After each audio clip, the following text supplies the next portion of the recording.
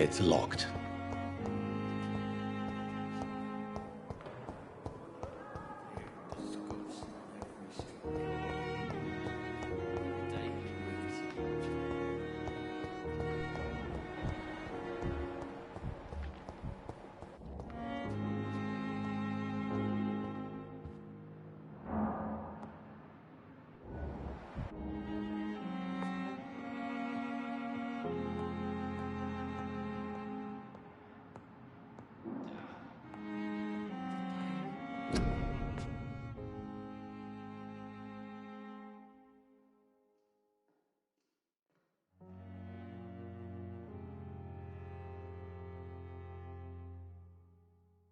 Time has lost its effect on me, but the suffering continues.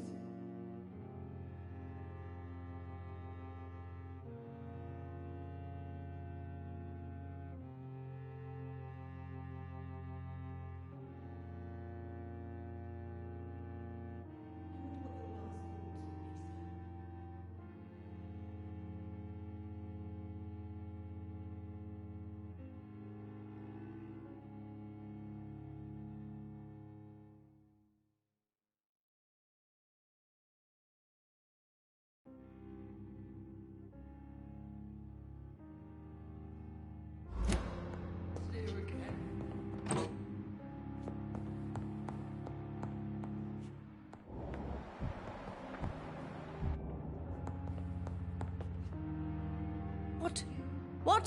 What is this? Who are you? Get out of my room. There's no need for alarm, madam. I'm Dr. Reed, the new surgeon. Preposterous. Dr. Reed, you say? I don't want some bumbling intern. Where's Dr. Swansea? Please, calm down, madam. I assure you that I am highly qualified. I'm just back from war duty. How brave. Threatening an old defenseless woman. You know how long I've been a patient here? You've picked the wrong fight. I'm Harriet Jones. Harriet Jones? Indeed. I've been meaning to have a chat with you. You know what goes on here better than any other patient, I gather. Oh, better than any patient, nurse or doctor. I've seen so many vile undertakings. I heard there have been some despicable goings-on. Was there a case of blackmail? Blackmail? Wait. You're investigating something. This isn't a social call. One of those incompetent cunts slit a poor sod's vein. If I didn't know better, Miss Jones, I'd be inclined to say you enjoy this type of idle gossip. God's honest truth, Doctor. It's just the way it is here. Most of these bitches would let you freeze to death before getting you a blanket. You seem to know more about the goings-on here than anyone else. Beware, Miss Jones, in case suspicion should fall on you. That's it. Blame the old and infirm. I see those little bitches' greedy little eyes. Just waiting for me to pop off they are. I assure you, madam, this is not an investigation into a possible medical error. Debauchery, then? Nurses Crane, Hawkins, Brannigans, whores, all of them. They can't keep their legs shut. I've seen them scratching slutty sores. Really? Well, if you have irrefutable proof, I'll not have the staff behaving in such a manner here. This is your business, Doctor, not mine. But I swear one of the nurses is cavorting with some man on hospital hours. Thank you for your time, Miss Jones. You've given me something to go on. See you on the next round.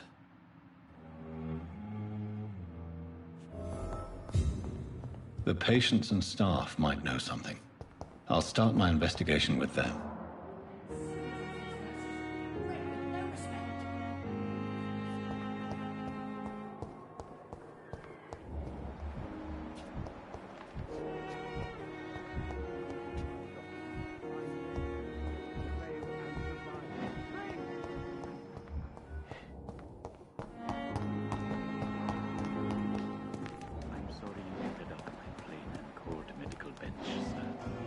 It's locked. I'm very angry about this unfair situation. I managed to arrange to have you buried in the same mass grave as your wife.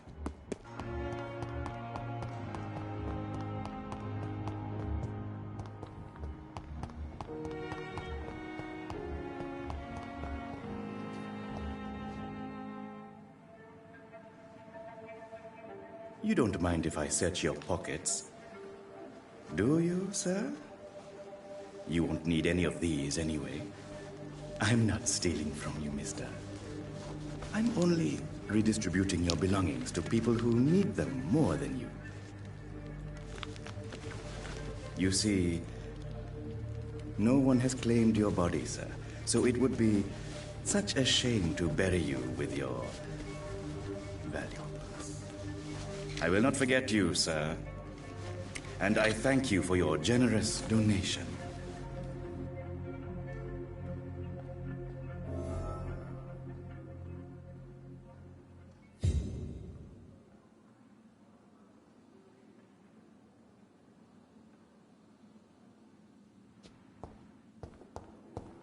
It's locked, all right.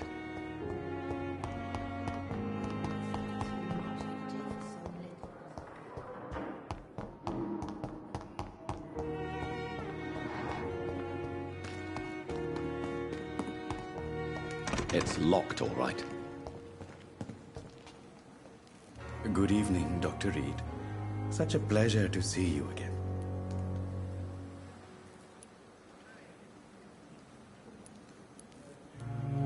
Have you heard of someone blackmailing people in the hospital? Pardon me, sir, but I have no idea what you're talking about.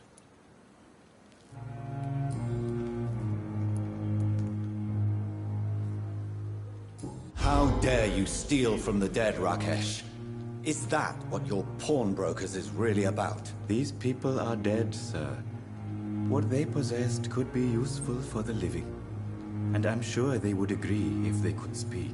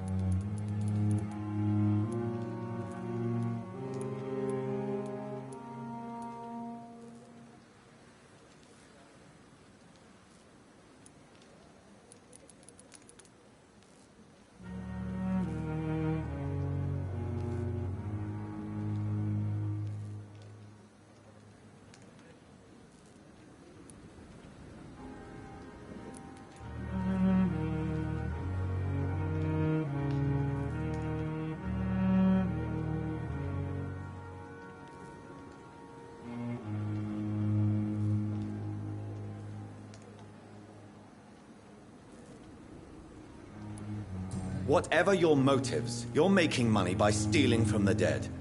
Dr. Swansea should be informed. No offense, sir, but Dr. Swansea is one of my customers. As I told you, I like to help people, and everybody needs help from time to time.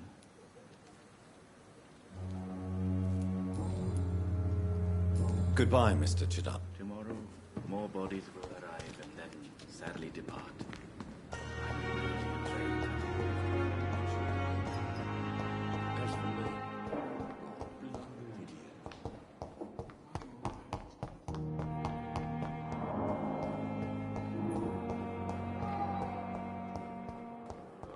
Time has lost its effect on me. But the suffering continues.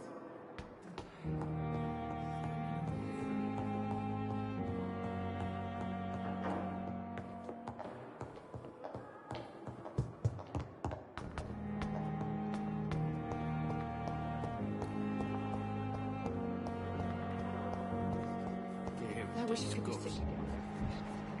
Boil with the fever. Good evening, Nurse Hawkins. Good evening, Dr. Reed.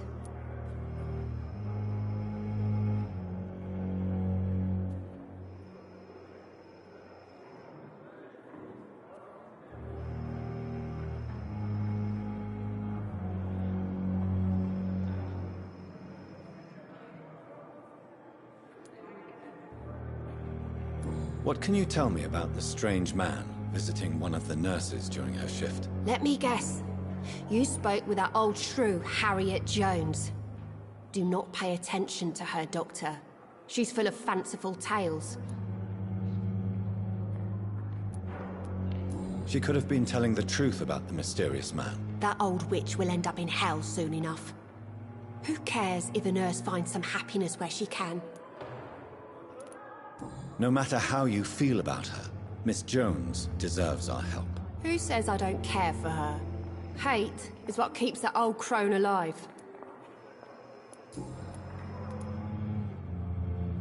What can you tell me about the strange man visiting one of the nurses during her shift? Let me guess. Goodbye, Nurse Hawkins. Daily routine. I have wasted too much energy for so little result.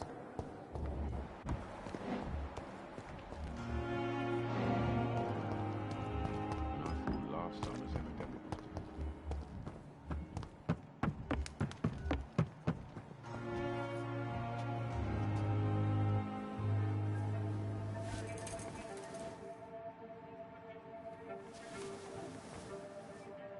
How can I be sure I'll not find your unconscious body in the house again? I promise you, you'll not find my unconscious body. For God's sake, how can you say such a thing? How can you refuse to listen? I tried to warn you for so long. No, I won't let my only son die. You promised me you'll stay alive. Your son lied to you, like the whole world lies to us.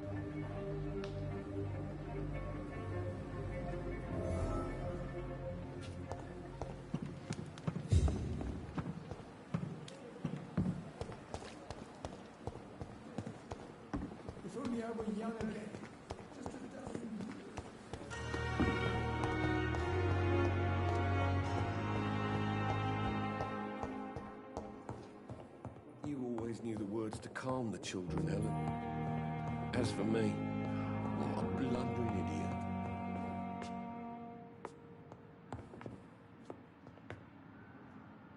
Good evening, Mr. Goswick.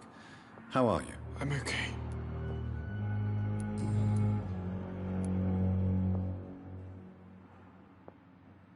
Admit it, Mortimer.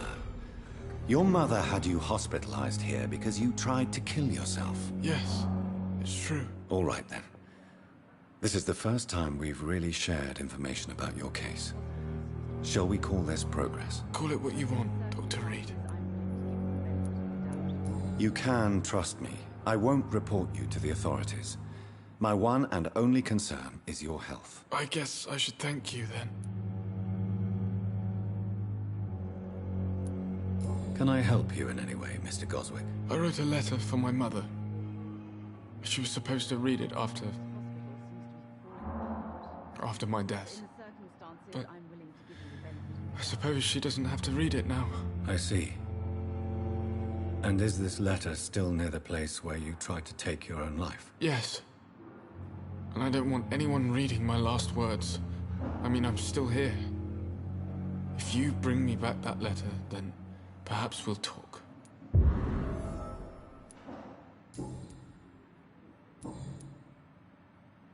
I have to go now, sir. Good evening, sir. Doctor. Good evening, Doctor. How is my son doing? Your son wished to die, Beatrice. Why did you hide such crucial information? Are you not aware suicide is a crime? Mortimer could be thrown in jail. I can't let that happen. I won't. I understand you fear the legal consequences, Mrs. Goswick. But don't you realize your silence significantly affects your son's case? All my son needs is help and comprehension. Not judgment and punishment for what he may or may not have done.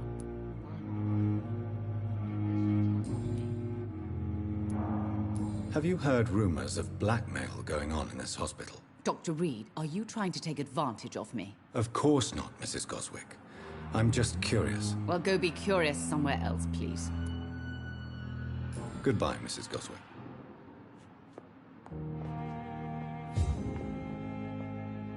Good evening, Mr. Goswick. How are you? I'm okay. Have you heard rumors about blackmail in this hospital? No? I have to go now, sir. But don't hesitate to contact me if you need any help. I'm all right. Don't waste your time with me.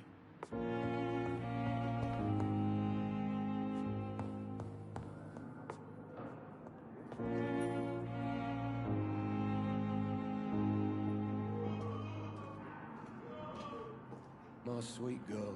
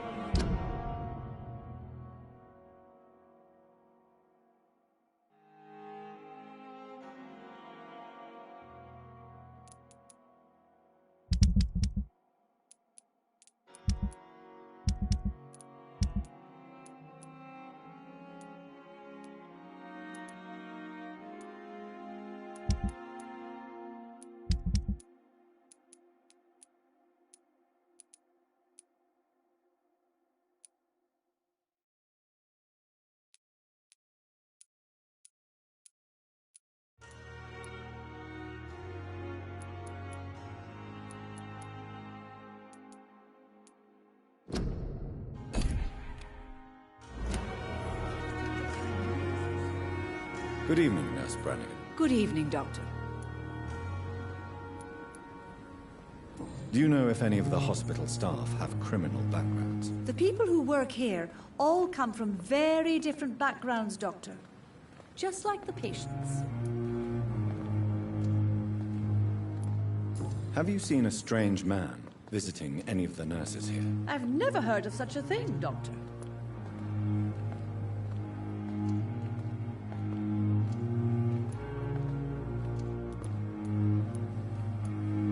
Goodbye, nurse. Call me if you need assistance.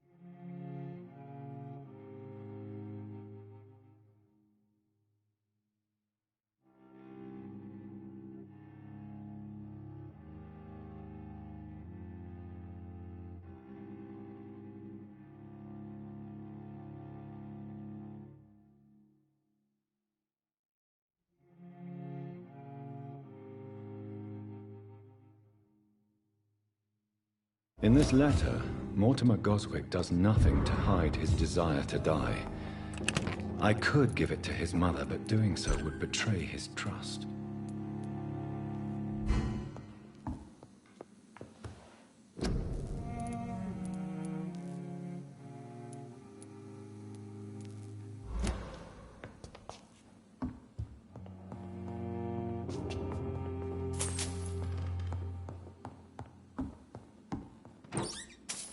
It's locked.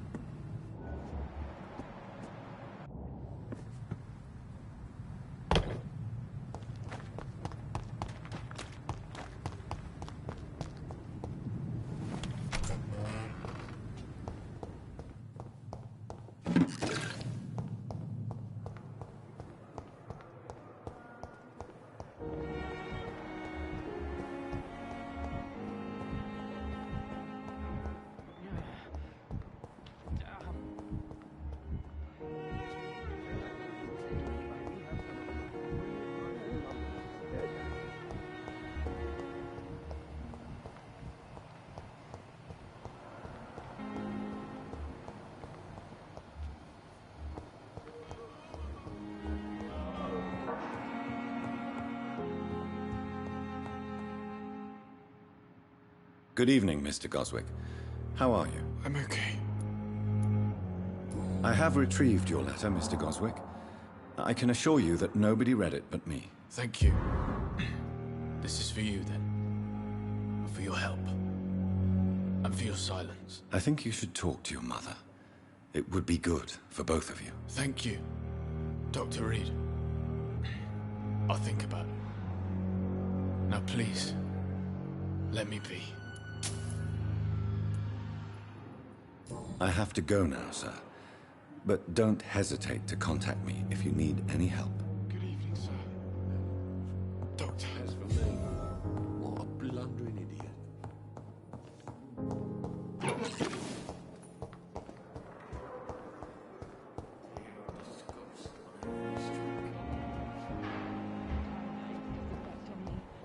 But the suffering continues.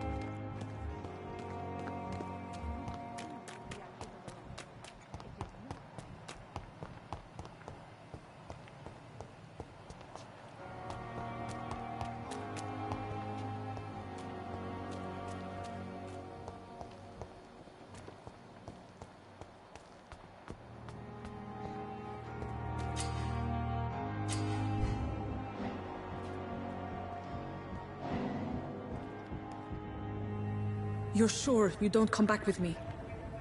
Nah, I have to see someone at the hospital. Be careful. You look so bad they may keep you as a patient. Fuck 'em. I don't like hospitals, or doctors. Well then, when you go back to Whitechapel, you may find this useful. What is it? A pass for a free medical exam by the best nurse available. Just read it. I don't read well, but thank you, I guess.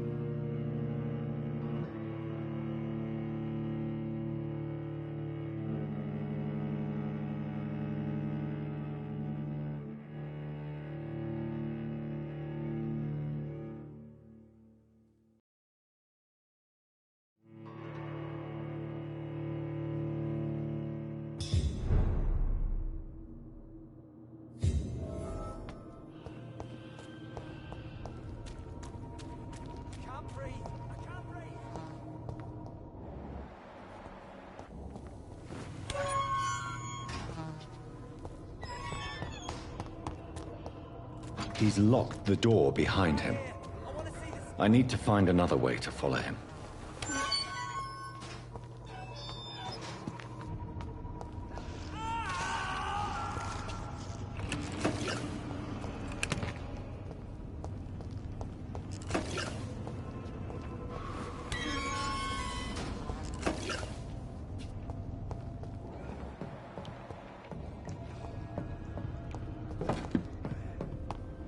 This man has been savagely attacked and dragged to the floor.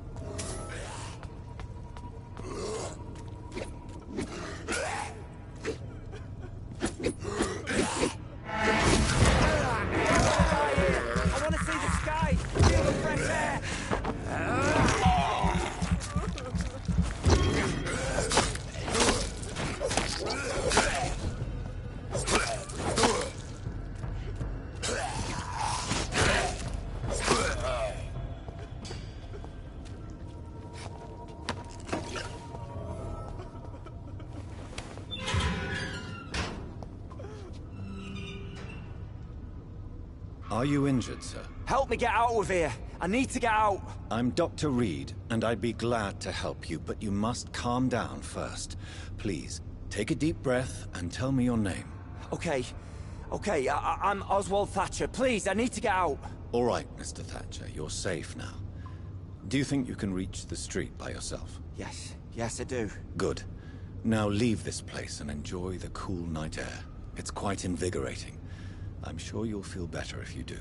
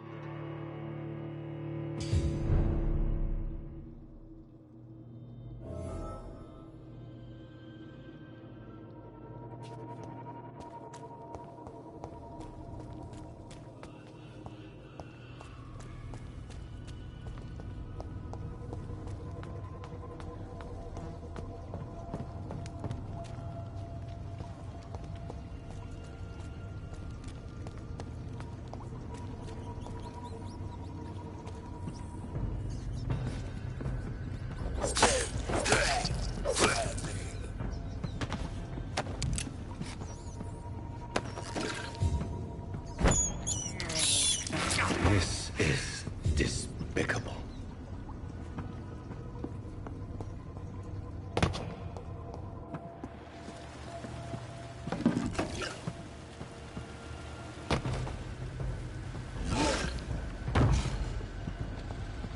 What sort of creature is this?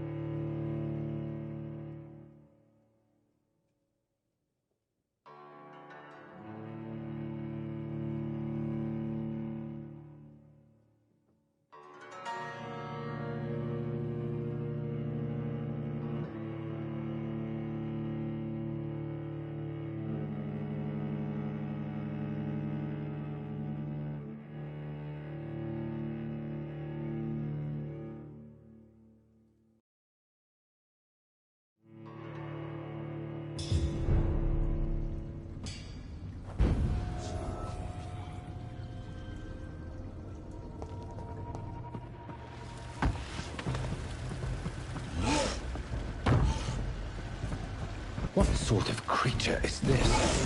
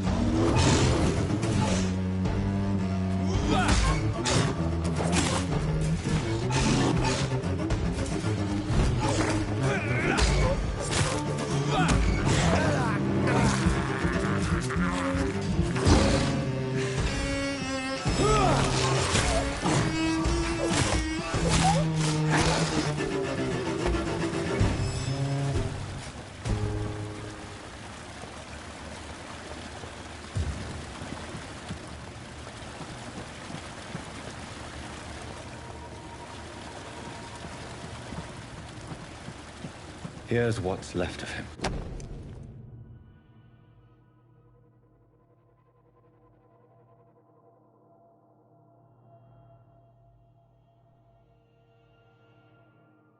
Some voucher for a free checkup in Whitechapel. What is Nurse Crane up to? I really must find her.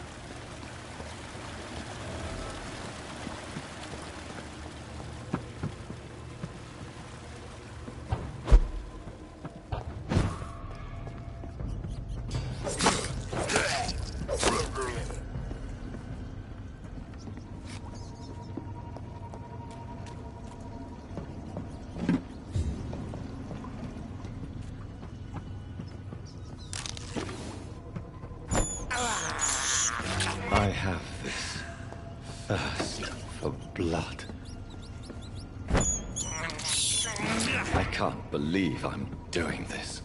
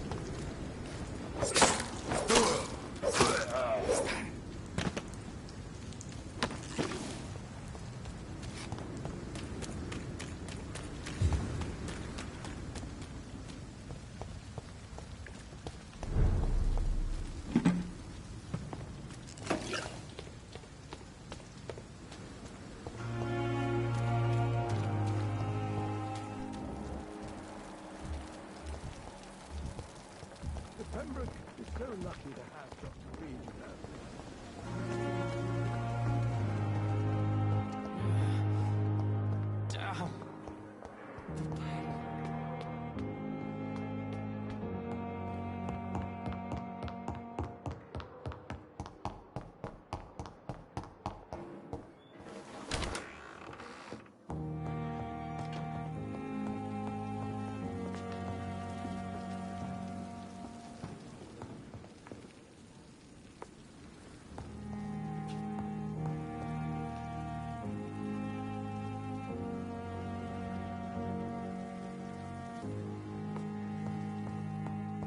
The flower's dying. It needs water.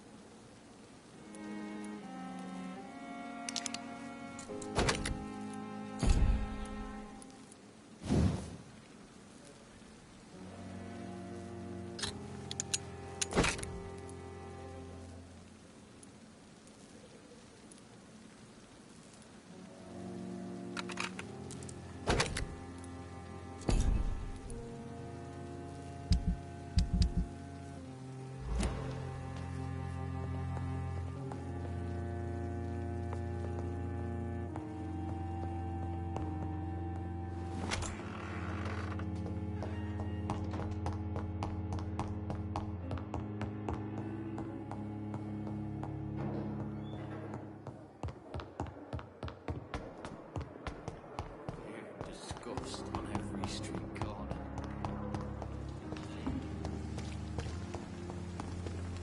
Safer here than anywhere else in the East End.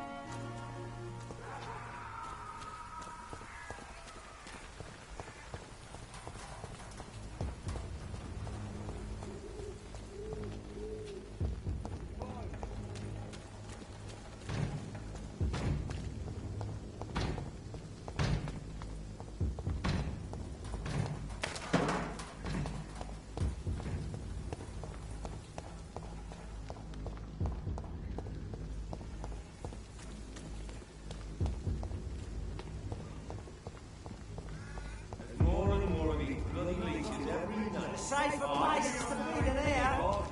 Sir, step away now. Better go home, sir. It's locked. Turn around, sir. Better go home. Bloody monster!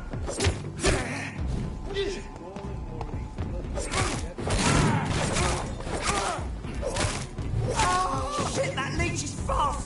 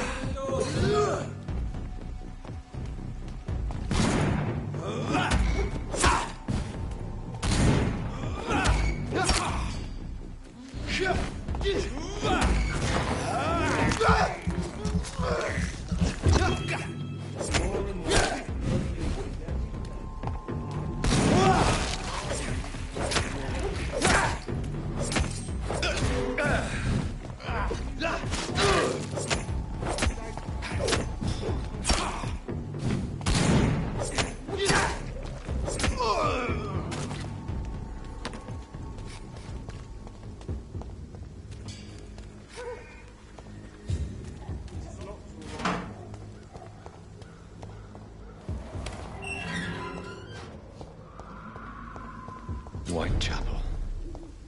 This neighborhood is linked somehow to the kind Lady Ashbury's blackmail. First, let's find this Petrescu fellow.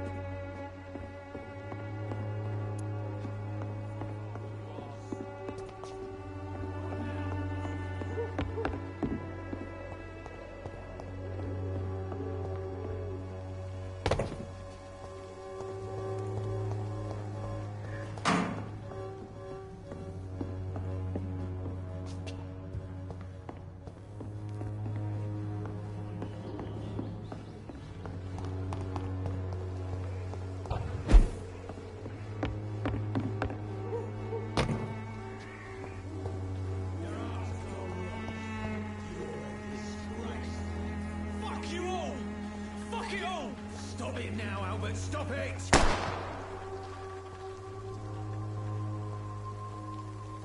won't end up another drunk arsehole littering the streets. Not me.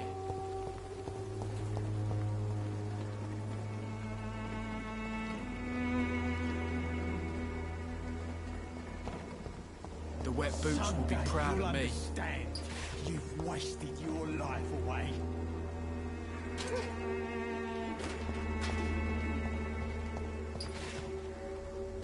Are you all right? The bastard hit the wall next to me. I don't even know if he meant to miss. If you've been hurt, I can help you. I'm a doctor. Name's Albert. Remember it. Now bugger off.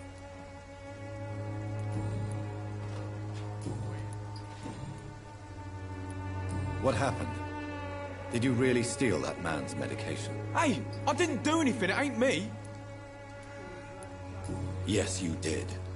And it was cowardly and inexcusable. Sod off, mister. You ain't got no clue what's going on here.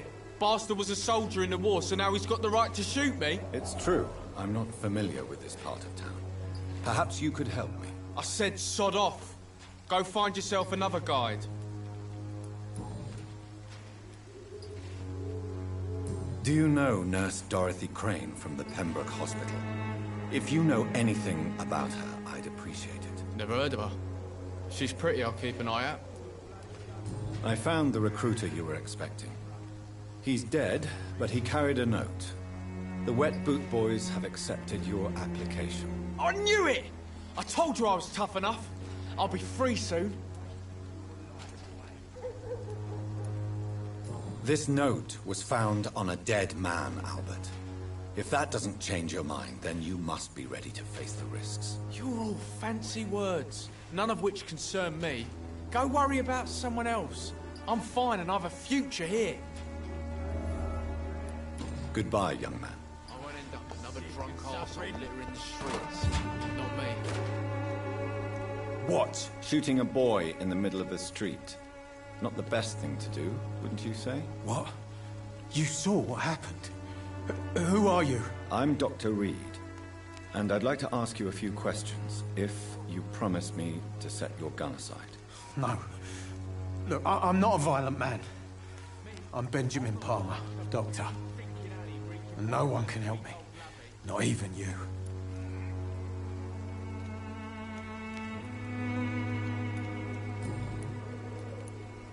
Whatever the boy did, I'm sure he didn't deserve a public execution. I swear I didn't want to hit him. It's just that I'm sick in the head, you see, and the boy just frayed me last nerve. What is it, Benjamin? It was the war, wasn't it? Your nerves are shot, aren't they? I need some answers, Private. From one soldier to another. The doctors called me a liar. A coward. Put me in a straitjacket, locked me up. Finally, they sent me back to the front lines with a handful of tablets.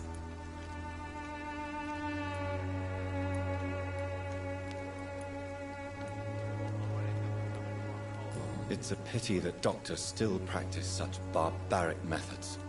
It's a dishonor to our profession. Now only the pills stop me thinking about this shit. To not hear the explosions. I'm even scared of the dark these days.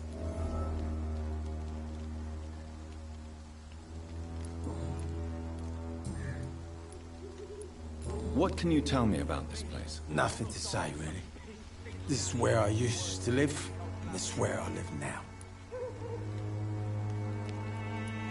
You don't have anywhere to go? No family that would welcome you? Not since the death of my wife, Albert Smuller. She was sick, you see. Long before the flu and all this shit. You mean you used to have a better life? Yeah, I had a wife, a home, and a job. I even used to have a name. And now I'm just Ben. Ben the Tramp. You don't seem well, Benjamin. Do you need any help? I always feel ill, sir. It's like I'm never right.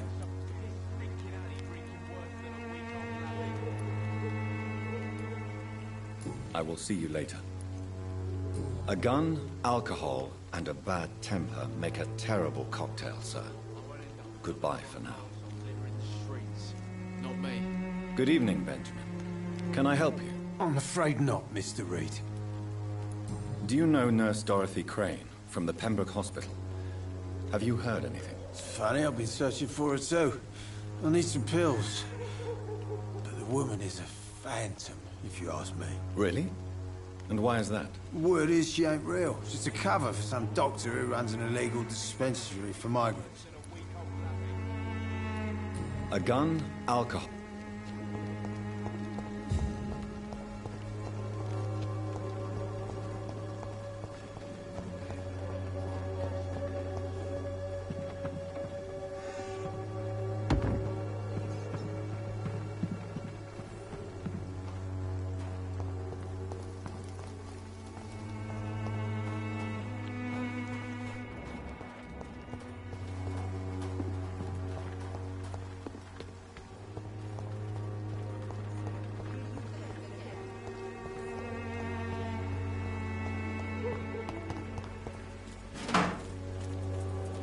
It's time to see if this Christina is still working nearby. Good evening, sir. Do you remember me? If you're here for a reward, you'll be sorely disappointed. But I'll gladly shake the hand of a fellow countryman. I'm not here for a bounty. I'm a doctor. Dr. Reed from the Pembroke. A doctor?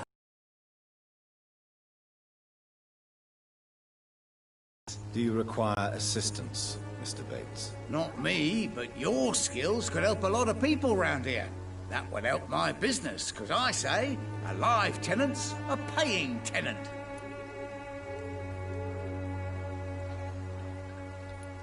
I'm looking for Dorothy Crane. She's a nurse. What can you tell me about her? Dorothy Crane, bless her soul. I really should thank her someday. Has she treated you? No. When I need a checkup, I'd go to a bloody doctor, not some back alley clinic full of sick foreigners.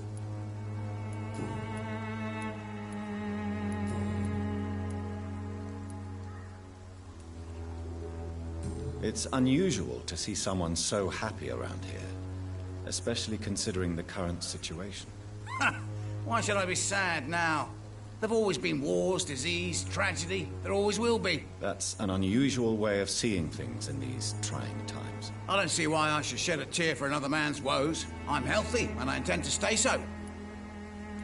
What is your business, exactly? I offer fair lodgings for a modest price to the poor and weary of Whitechapel. I see. And what about those who cannot pay? Well, deals can be done, if you know what I mean. Money's not the only currency. After all, I'm not immune to a pretty face.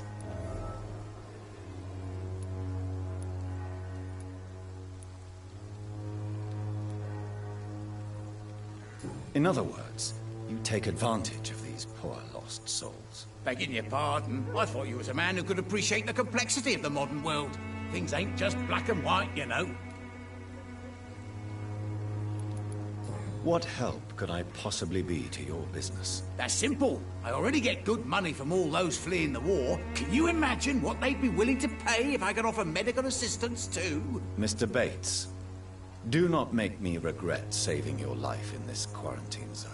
I understand, Dr. Reed, you're from a good family. Don't want to get your hands dirty. That's fine. I'll be happy to act as your middleman. I've no interest in money. Perhaps one night I will visit you and take what I require. If that should happen, there will be no need for a middleman. Could have really helped people, you know, save lives. Isn't that what you do? I mean, people buy that Swamburgh shit. Tell me, what's your honest opinion of the increasing violence in London? People are just beginning to discover what we've always known. This city's rotten to the core. They just took their bloody time to wake up and notice it. What do you mean? People are acting like the violence is news. But it's always been savage down here. It just bubbles to the surface every now and again.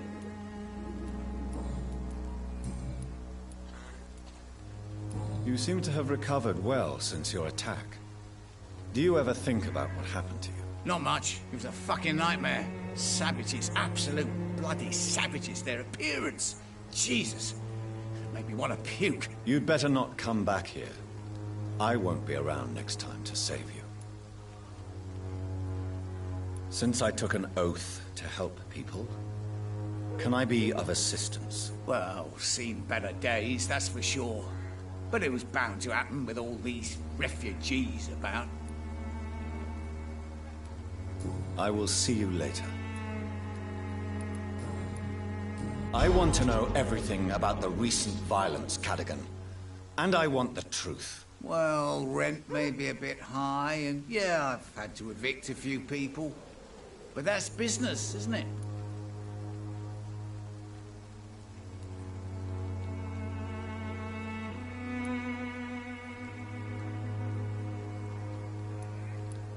I don't believe even you deserve such a cruel fate, though you have tested my patience beyond its limit. Glad to hear. Nice to know there's another civilized individual in these parts. Not like those bloody savages. Goodbye, Mr. Bates.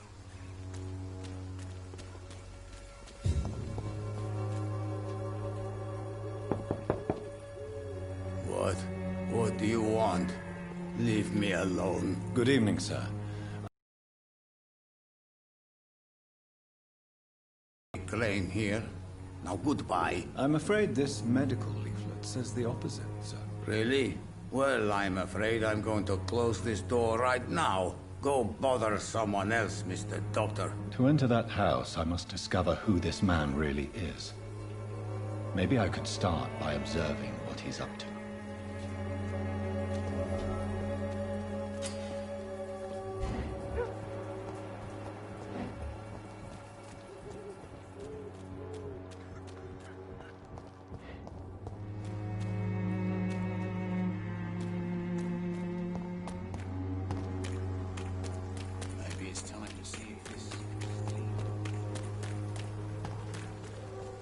I cannot enter.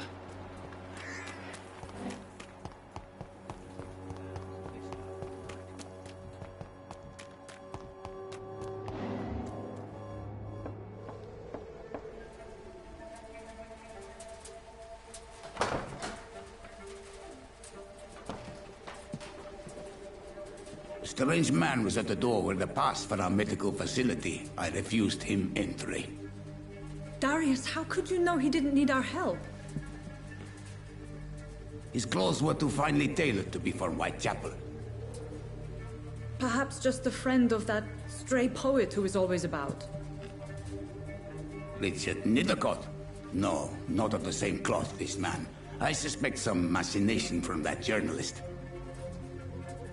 Clayton Darby. Is he still asking questions? Yes. I saw him drifting around St. Mary's Church. I swear he is tracking me just downwind.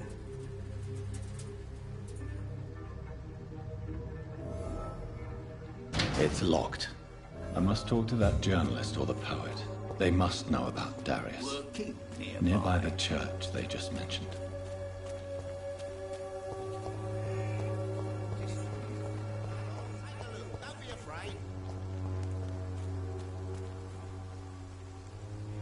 Welcome, sir. Please, take a browse of my wares. I am Dr. Reed. I would like to ask you a few questions, if you don't mind. Doctor? Interesting. I'm Barrett Lewis. Usually I don't have time to waste with talk, but at this hour of the night I can hardly refuse.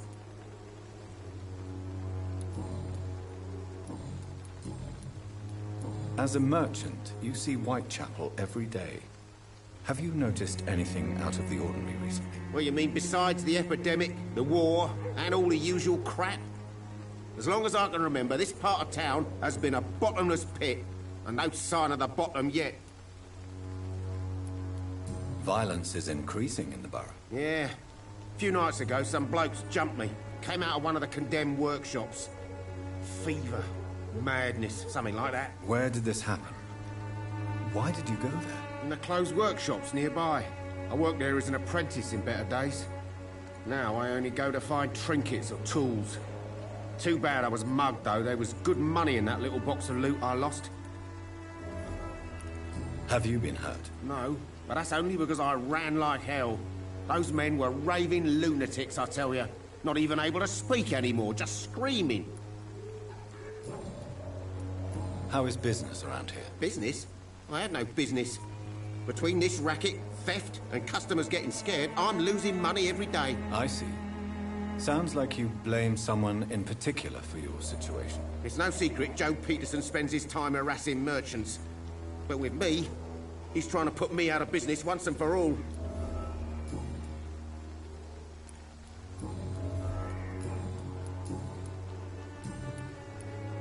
Have you heard of a nurse called Dorothy Crane? Nurse Crane? So the bitch really is a nurse, then? Always thought she was just some crafty foreigner, that one. Yes, she's a nurse, and quite a good one. What did she do to gain such notoriety? Dorothy Crane ain't even a real name. Something like Dorothea Craniu. Something like that. Came to England fleeing the war, I was told. That doesn't explain why she irritates you so much. Your precious Nurse Crane gives away medical supplies and prescriptions for free. I offered to sell it for a fair cut, but no. Miss Crane wanted to play the quiet saint. Goodbye for now, Mr. Lewis.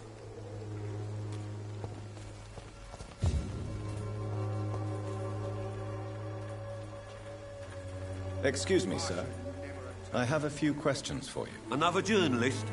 I didn't answer the first one, so piss off! I'm not a journalist, I'm a doctor. A doctor, you say? It's quite a rare breed in this part of town. Really? But still, here I am. Dr. Jonathan Reed, at your service. I'm Joe Peterson to some, but Colossus Joe to most. And I don't remember asking for your service, sir.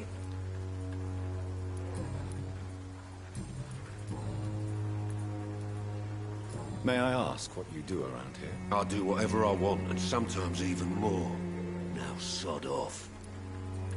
According to you, Physicians are scarce in this part of town. Why is that? Not familiar with this neighborhood, are you? I guess your fancy colleagues are too afraid of being stabbed in the back. This part of town does have quite a reputation. Would you say it's justified? Totally. Look at me, for instance. I always look my opponent in the eye before knocking him out.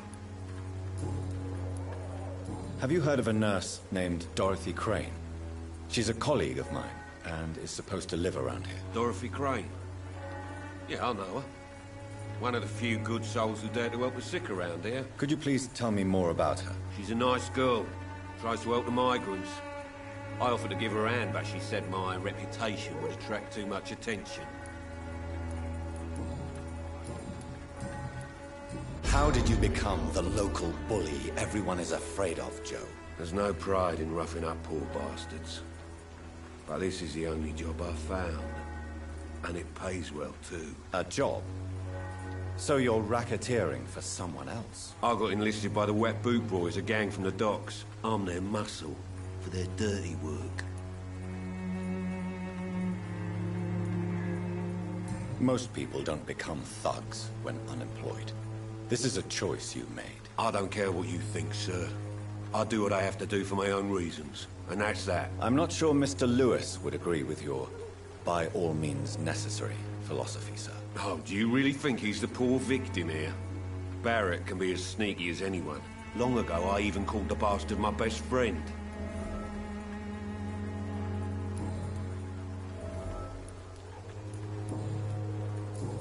Goodbye, Mr. Peterson.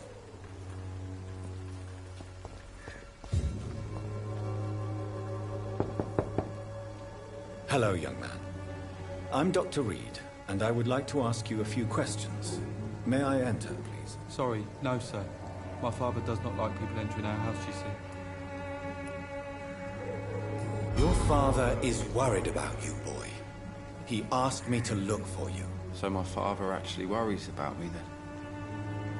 Okay, then. Come on in. I'm Harry, by the way. Is there only pain and suffering in this world? So, may I ask you a few questions? I'm not bothered. What could be worse?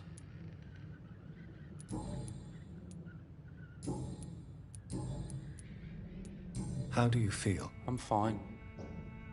I mean, it's not easy every day, but I'm fine. I'm just tired of being sick all the time. If only I could be tough, like... Well, you know. Speaking of which, what can you tell me about your father? My father is an idiot who makes idiot things. That's all I have to say. Forgive my bluntness, young man, but you don't seem happy living in Whitechapel. Why should I? I never wanted to come here in the first place. It was my father's decision. Look around you. Does this look like a nice place to live?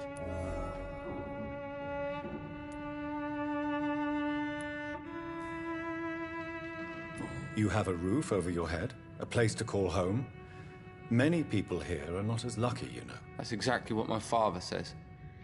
Harry, you should be grateful for what you've got. But I wasn't even consulted when we moved here. If life here is so terrible for you, why don't you just leave this place? Have you ever spoken to your father about it? I don't go outside. It terrifies me so. I went outside once without my father noticing and I saw terrible things. Bloody and frightening things. So that's why you stay at home all day? For fear of the epidemic? I'm not afraid of disease or death, Dr. Reed. It's the living I'm afraid of. Do you know Nurse Dorothy Crane from the Pembroke Hospital? I'd like to know more about her. Yes, I know her. She came here to examine me when I was very sick. She said I should go out more. Your father and Mr. Lewis used to be good friends. What happened, Harry? I was young then. I don't remember Mr. Lewis ever coming back again after my mother died. Or was it after my father started bullying him?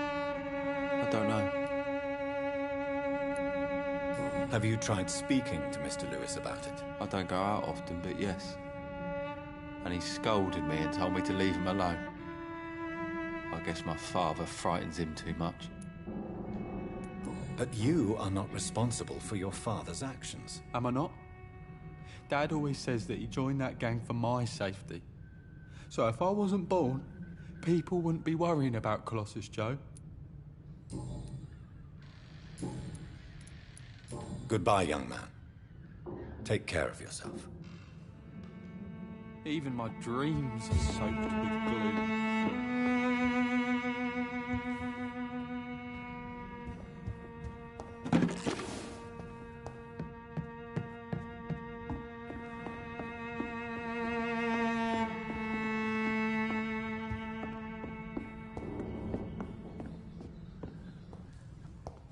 It's locked.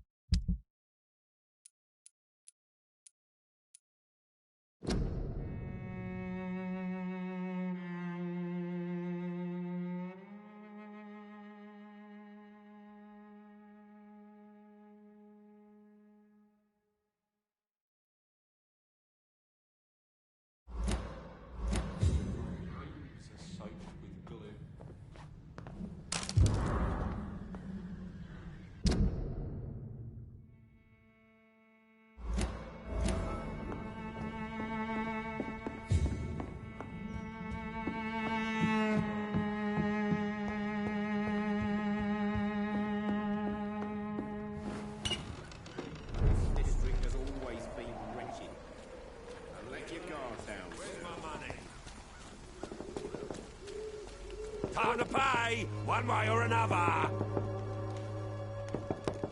You're late. Where's my money? Time to pay, one way or another. It's hard to believe, but this district has always been wretched. Now let your guard down, sir. Good evening, Harry. May I come in? Sure. Sure. Is there only pain and suffering in this world? So, may I ask you a few questions? I'm not bothered. Would it ease tensions with your father if he got an honest job? Because he tried, you know. I can't say. I'd be glad if he dropped his thuggish activities. But I'm not sure it would be enough. Why is that? Sometimes I suspect it's me, Dr. Reed. Or it's this life. It's like I can't find my place. Do you need any medical help, young man? Yes, I do. I feel so tired. I don't know if it's the epidemic, but everything seems so hard.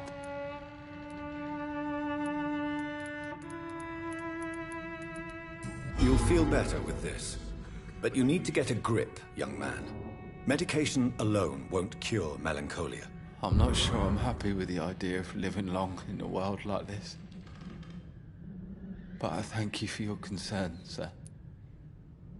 Goodbye, young man. Take care of yourself. Even my dreams are soaked with glue.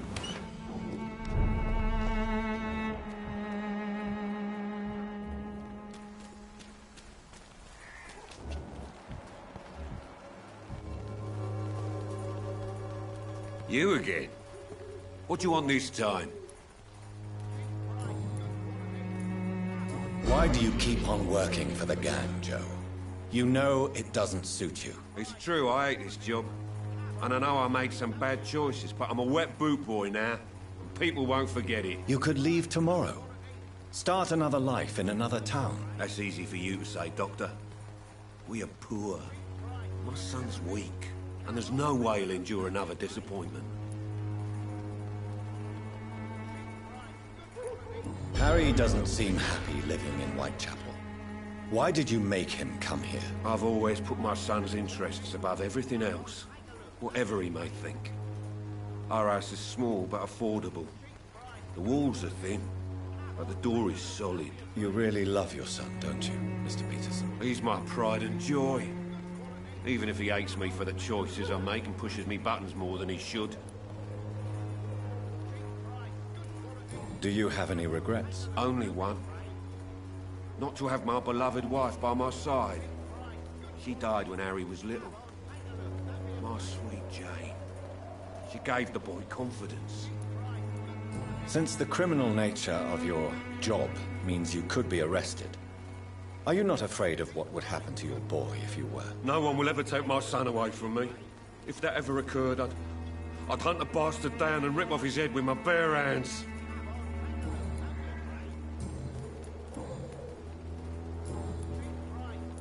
Goodbye, Mr. Come on, take a look. Don't be afraid. Cheap price, good quality. Come on, take a look. Don't be afraid. Cheap price, good quality. Come on, take a look.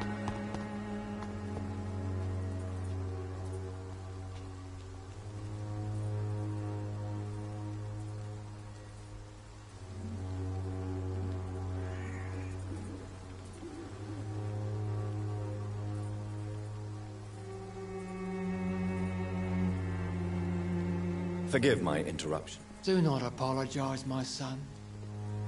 Father Tobias Whitaker is always happy to teach mortals about the incoming Armageddon. I am Dr. Jonathan Reed, and I just have a few questions. A scientist? You are much more lost than I thought, my son.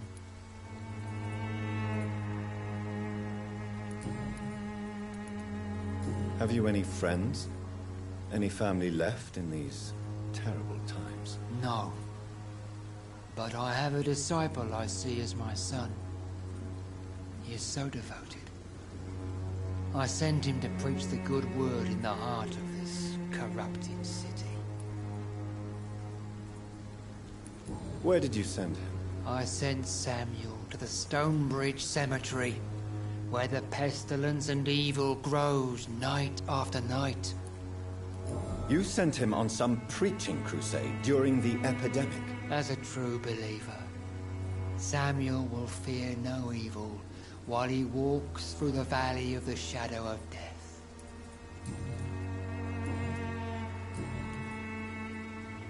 What do you mean when you say that I am more lost than you thought? All scientists are entangled in a world of causes and consequences, and most of them can't see the plain truth. Quite a judgmental opinion, if you ask me.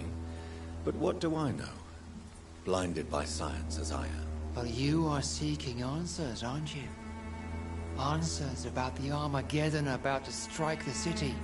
Answers about the hidden truth. Well, I suppose I can spare a few minutes listening to your so-called truth. As a doctor, you must be aware of the decimating epidemic.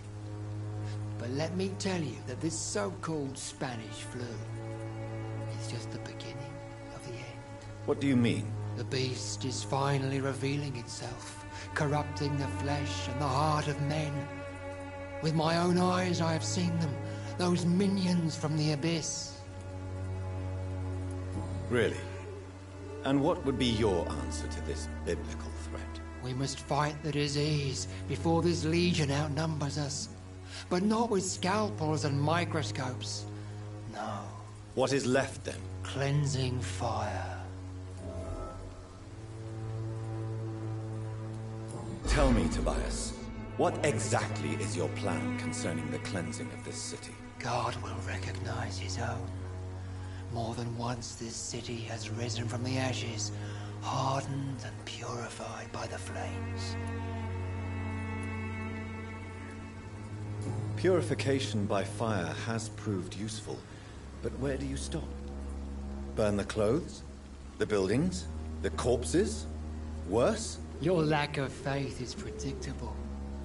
But my task is to convince rational minds like yours to see the light. This is God's will. You're mad and dangerous. You're nothing but a soulless butcher. A small-time Torquemada. The Savonarola of Whitechapel. My son, if you think salvation is a free gift, go listen to the lies of that pompous fool, Joseph. Joseph, a fool? Vicar Larrabee of St. Mary's Church.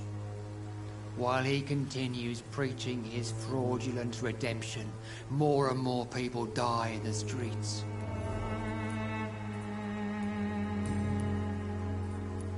Do you know Nurse Dorothy Crane from the Pembroke Hospital?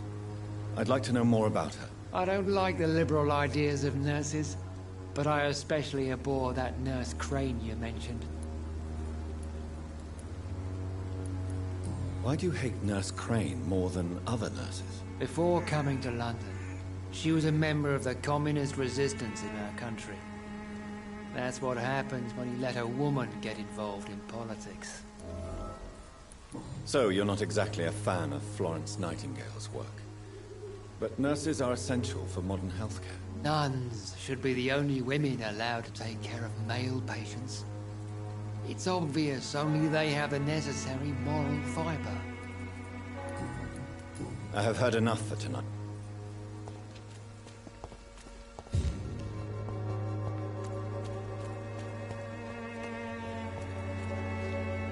Soon the time will come when you will all be judged for your sins. Even now, he judges your words and actions. Excuse me, sir. Are you familiar with this part of town? Name's Clayton Darby, reporter. Sorry, I'm new to Whitechapel. But perhaps you could help me since you're a journalist. My name is Jonathan Reed. Dr. Reed, the famous surgeon. I'll gladly help if I'm able, sir.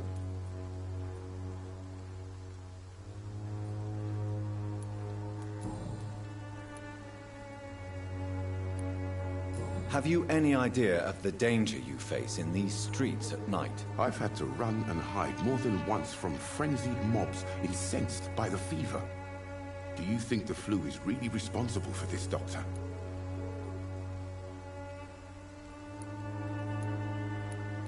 I must confess, some of my rational views have been shaken by recent events. I'll remember to stay away from the district's roughest streets then. Why are the newspapers keeping silent about the Spanish influenza?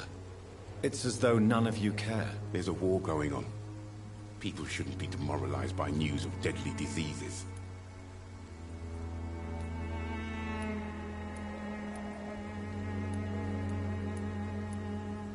It's a disgrace. People are left to die alone. No one is properly informed of the risks. These are bad times indeed. So much for the glorious British Empire. Do you need assistance? That would be nice of you, Doctor. Who knows what I may have caught you in my investigation. If you persist in investigating the most pox-ridden boroughs of London, you must accept the risks. Thank you, sir.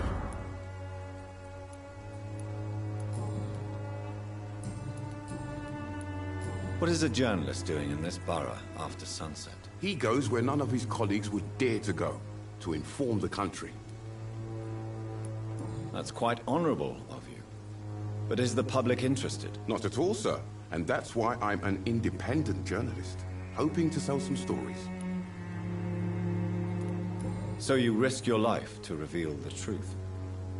I saw many reporters do the same during the war. Whitechapel is the crucible of so many untold stories and tragedies. I want people to know them. I heard you're investigating an underground medical dispensary in Whitechapel. What do you know about it? Not much, I'm afraid. They are wary of strangers, and I'm not really an acquaintance of theirs. Why do you care?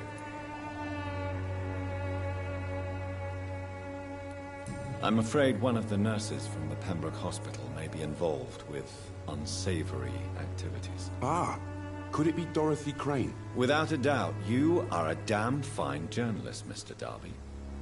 What do you know of her accomplice, a man named Darius? I don't know much about the man. He's very cautious. Never goes out. Doesn't seem to have any friends or family. He never goes out? No. A few days ago, he unexpectedly did. I followed him, but it was just a ruse to keep me away from his house. Really? How do you know? He went to the nearest mailbox, but just before posting his letter, he ripped it up and threw it away.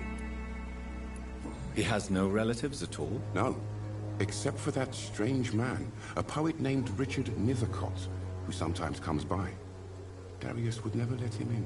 Where can I find this Mr. Nithercott? He spends most of his time lurking around Whitechapel, talking to himself or declaring verses. These days, you can usually find him behind the church.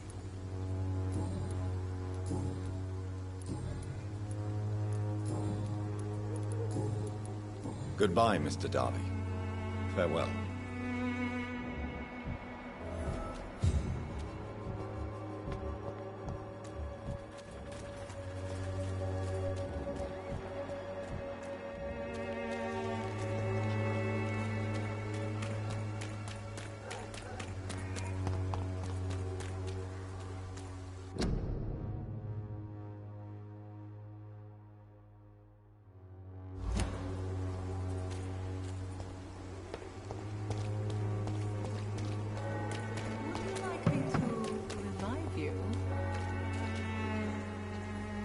Don't be shy, handsome. What can Christina do for you? I'm not looking for what you're selling. But I'd like to ask you a few questions, if I may. I'm a doctor. Dr. Reed. All right then, but be quick. Though I usually get paid when I open my mouth. Christina, have you been examined? The epidemic is spreading fast in London, and you could be exposed. Or expose others. I don't like doctors or hospitals, but I don't like you asking questions. Considering your line of work, I assure you it is only a matter of time before you have health issues. If it is going to happen, it will happen. Right now, I need money. That's what's important. You can put your own life in danger, that's your decision. But what about your clients? If you're contaminated, you will put them in danger too. And you think that would worry me? If you knew the men I deal with, their health would not be what you'd worry about. Clayton Darby claims he will expose the crisis in Whitechapel to all of London. Do you believe him? I believe Clayton's courage will erode with time, until he finally leaves Whitechapel to start another fight somewhere else. Why this skepticism? How can you speak about starvation if you've never been hungry? Or about poverty? Or anything else you have never suffered from? Are you talking from experience? I've seen your type come here to get a good fuck in a cheap room or a dark alley before going back to their fancy houses in the West End. Do you know Nurse Dorothy Crane from the Pembroke Hospital? Anything you can tell me about her would be helpful. I don't know her, but I know her name is Dorothea Crăciunescu. She came from Romania like me and many others. You seem to respect her. Dorothea helps the sick people of Whitechapel. Everyone should respect that. Tell me about yourself. Are you joking with me? People don't usually come to see me for conversation. I have no interest in your work. I am, however, curious as to what led you into this career. Short story. The war, exile, and England. This country is not especially welcoming. I've been refused many jobs because of where I am from. I had few options left. I always thought I was the master of my own fate. But now I know we don't always have control over our lives. I don't judge you. You know, this money is not only for me. I have good reasons to need this money quickly. But it is not your concern, Doctor. Do you need any assistance, Miss Popper? It depends on the price of your medicine. I am shocked that you would think I am that sort of man. Forgive my suspicion.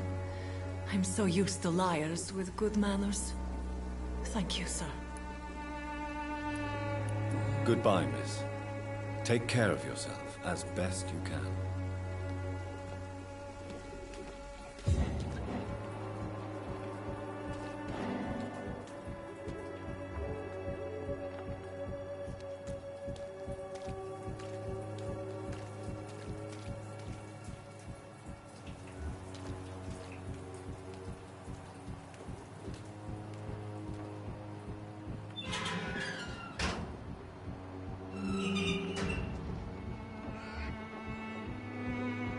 It's locked, all right.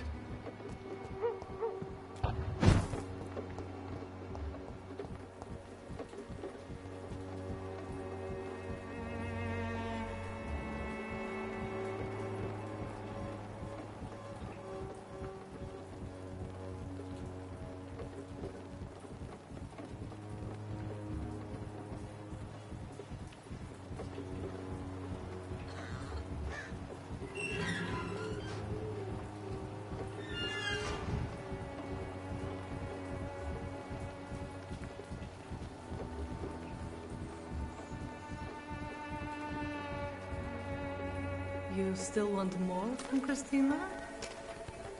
When we spent the night together, my wallet went missing. Are you calling me a thief? I don't have your stupid wallet. I know you. You're a nice girl. Can't we solve this amicably? No, I don't think so. And if you think you know me just because we shared the bed together, you're just a lousy and arrogant journalist.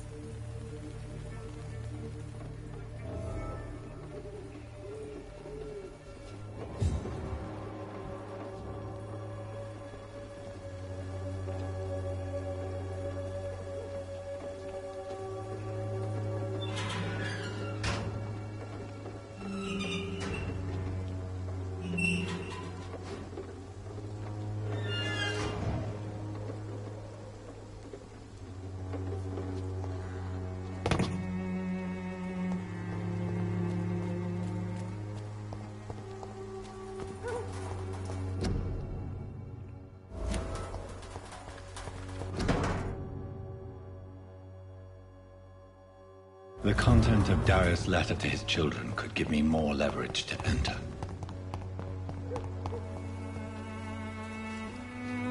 Good evening, miss. I'm Dr. Reed. I'd like to ask you a few questions. I know what you're thinking. A tall stranger who meets a girl in the street at night. It reeks of the penny dreadfuls. But I mean you no harm, truly.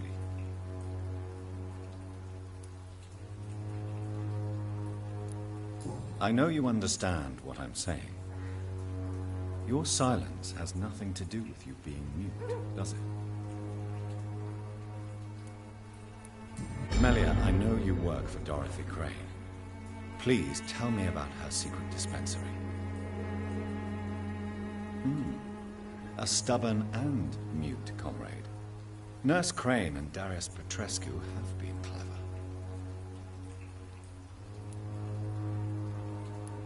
Very well. Goodbye, then.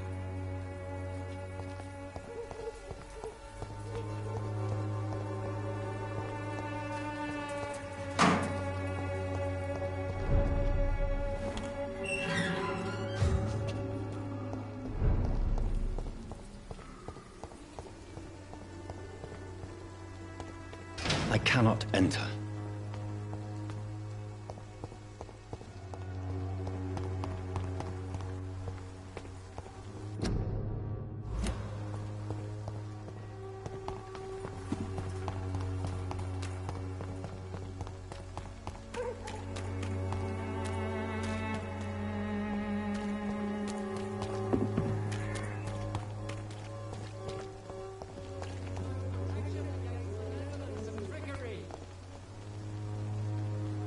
Good evening, Christina. Change your mind, Mr. Reed? Did you steal Clayton Darby's wallet? Tell me the truth, Christina. Of course I stole it. But I never thought he would come back to look for it. Why did you do it? He seems to trust you. For a time I thought he was different from other men. In the end, he just wanted to sleep with me. Same as the others.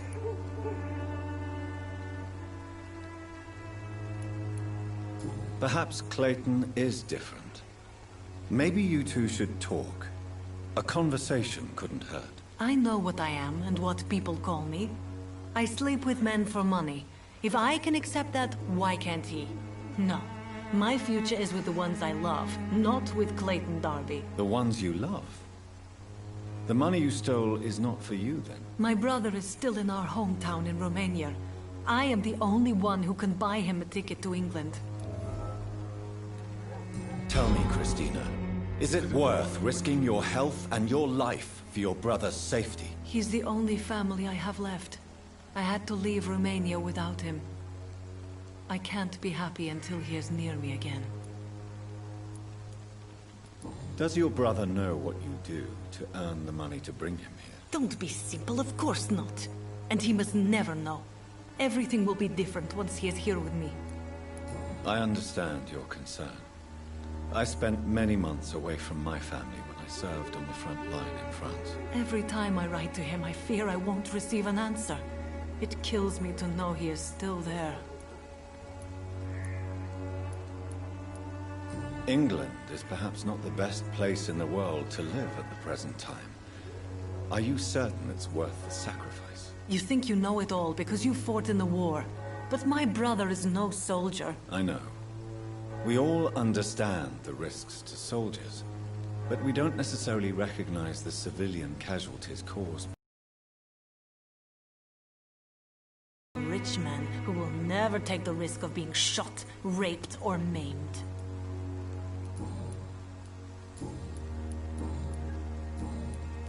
Goodbye, miss.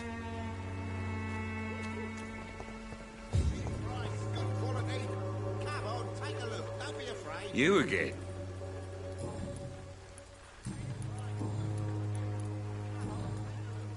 Goodbye. Fancy buying? You never lose. Joe Peterson. He's the villain here, isn't he? But you seem to know each other. I'd known Joe for years. I saw him box once or twice. He was a friend then. But these days, he's just another thug. And no one has ever stood up to this thug? Nobody would be fool enough to stand against a wet boot boy. What can you tell me about Mr. Peterson?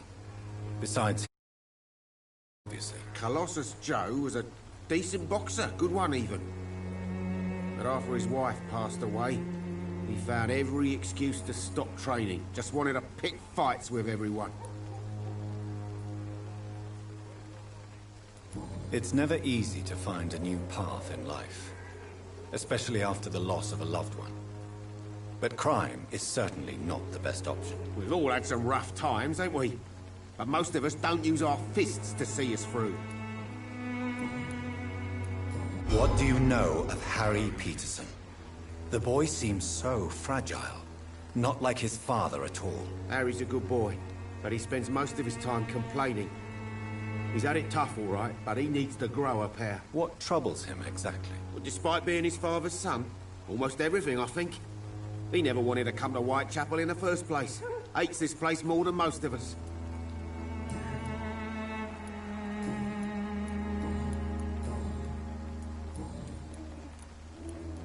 Right then.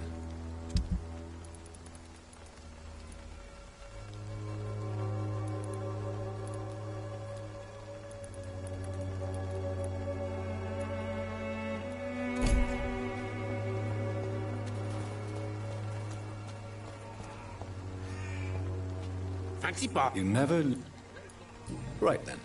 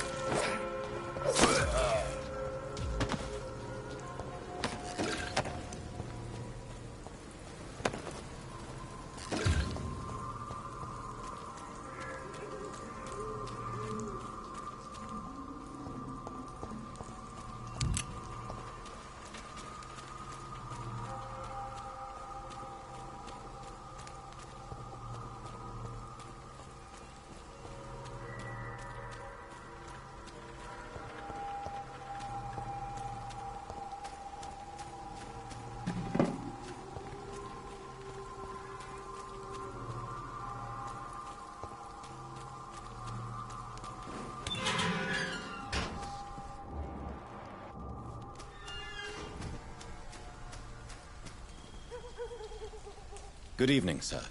I'm Dr. Reed. I would like to ask you a few questions. Please be my guest.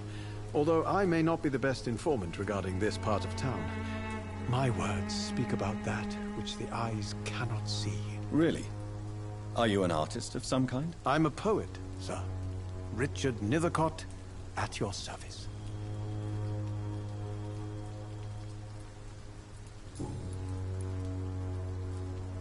What are your thoughts on the terrible situation in this city? Terrible, you say? No.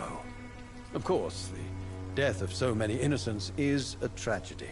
But the scourge has not been all bad for the city. Oh, no, sir. What are you talking about? Do you remember London before the flu?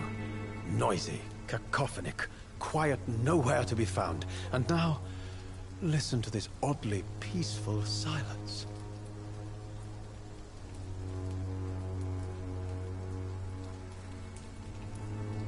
Yes. The enjoyable silence of the grave. You have a unique perspective on the situation, I must admit. Most people fail to understand my perspective. I don't blame them. But how could I call myself a poet if I veiled my feelings? May I ask what you're doing at this hour of night, sir? Do you live here? Not at all. I'm just enjoying the pleasure of a quiet walk. Though night talks are always preferable, if you ask me. Especially with strangers. But are you not afraid of the epidemic? Oh, why should I? I see some equity in the Spanish flu. No flesh should be saved, say the scriptures. Good or evil, rich or poor, all are equal in the eyes of the flu. If you say so. But as a physician in a time of epidemic, I must caution you to avoid unnecessary exposure, sir. Thank you, Doctor. But we both know the seeker of truth has to go boldly where the weak dare not.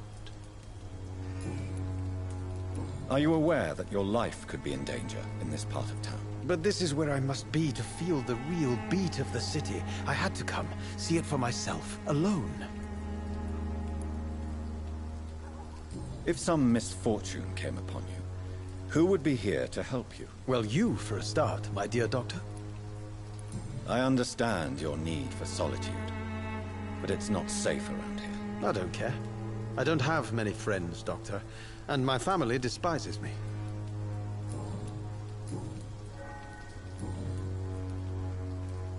Tell me, Mr. Nethercott, why seek inspiration in Whitechapel? The place is not beautiful per se, but how to explain it? Stirring and challenging.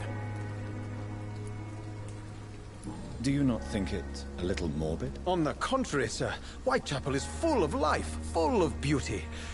Just like my dear muse, the wonderful Camellia. What can you tell me about Camellia? Not much, and that's the beauty of it.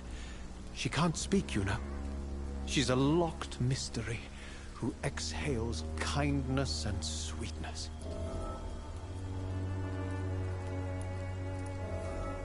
Perhaps you're just afraid to find out the truth about your muse. One day, perhaps, I'll ask her to come with me.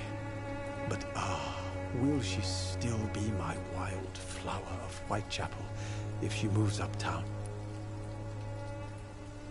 And have you ever tried to learn more about her? Where she lives? How she survives? Whom she may know? Maybe I prefer she remains an enigma. Reality can be so dull, don't you think?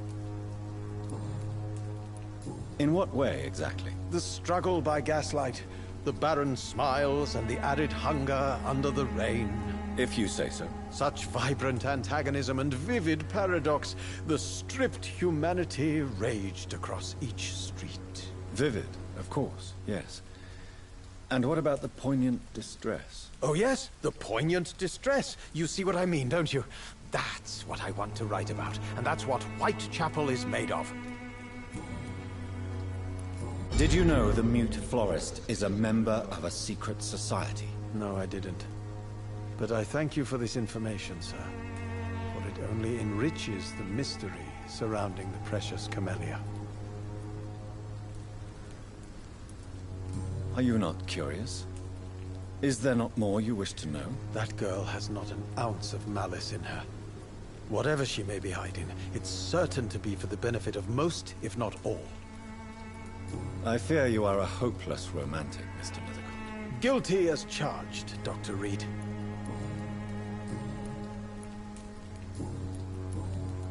May I ask you a few questions about the district? Extraordinary part of town, is it not? I'll be glad to help you, if I can. I'm looking for Dorothy Crane, a nurse who lives in this vicinity. Dorothy Crane. Oh, I love the name. The Crane of Whitechapel. Sounds very mysterious. But, sorry, no, never heard of her. What can you tell me about an old man called Darius? Darius Petrescu? Yes, I know him. At first, I thought he was only a small publisher. I invited him to publish my work, but his reaction was pretty clear. Not interested in your talent? Darius is an old political activist who takes delight in printing tracts and lampoons. Those communist activities only require mediocre writing skills. I'll leave you alone, sir. Darius is a bit less of a mystery now. It should not be that difficult to incite him to let me in.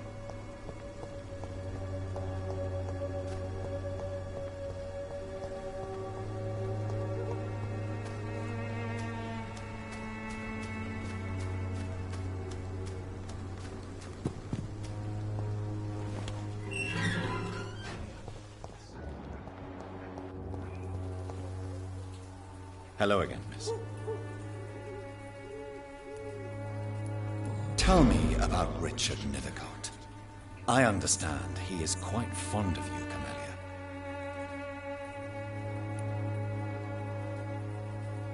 You don't seem to need my medical attention for now. Very well. Goodbye, then.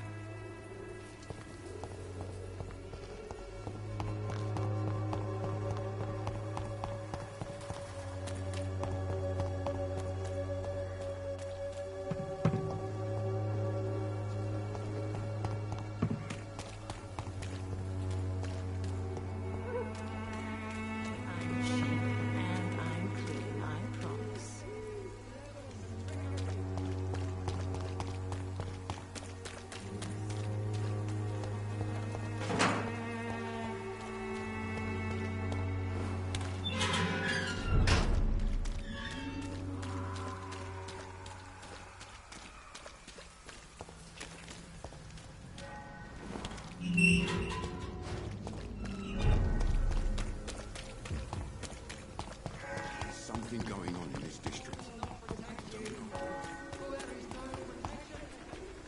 Joe, please, I don't have your money. Come on, Barrett, you know the game. We pay for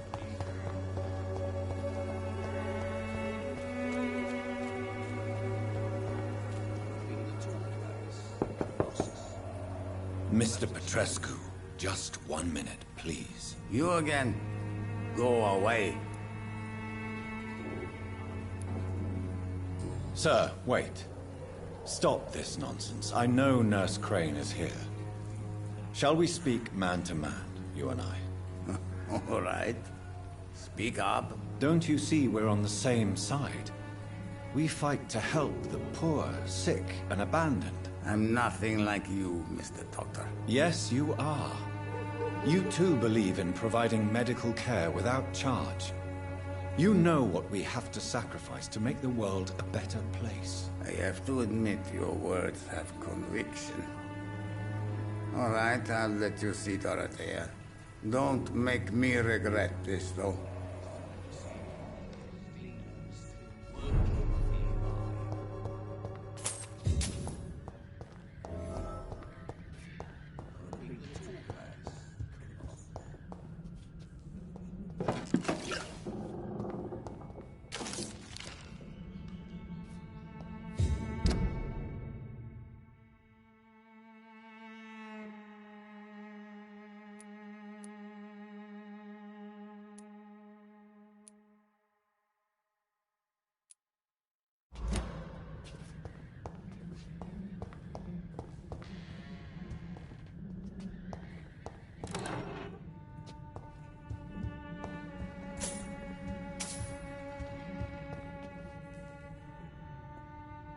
If you want to talk to Dorothea, you must go across the courtyard and take the stairs. We've not been formally introduced.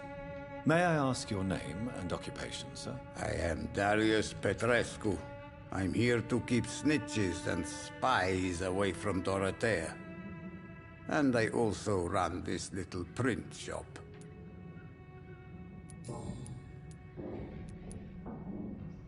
I know you fought for your country when it was occupied, Darius. Tell me more about it. I know my days are numbered, and I know I won't see my homeland again. But I fought for Romania all my life, and I will until my last breath. But Romania escaped the grasp of the Austro-Hungarian Empire. It's a free country again. But it's not the country I fought for. My homeland is not appeased, Doctor. And I still see a dark future ahead for my people. How did you meet Nurse Crane, Darius? Why does she trust you? I'm her oldest friend in England. Dorothea and I share many ideas about this country and about the country we left. You mean occupied Romania, don't you? Even if not directly, I fought against your enemies. Really? Then perhaps you have more in common with Dorothea than meets the eye, Dr. Reed. Do you have any family left, Mr. Petrescu? Children or grandchildren? Who knows? I have abandoned my people for so long, they might as well be dead. As dead as I am for them, I suppose. Don't be embarrassed, sir. If you must know, my own father disappeared many years ago, and I forgave him. It's quite awkward to talk about our families like this, but thank you, Dr. Reed. I appreciate your trust. This war won't last forever. Did you ever think of returning to your country now it's free? No. I have taught strength and determination to my sons and daughters. I'm an old, dying man who only has memories of better times to cherish.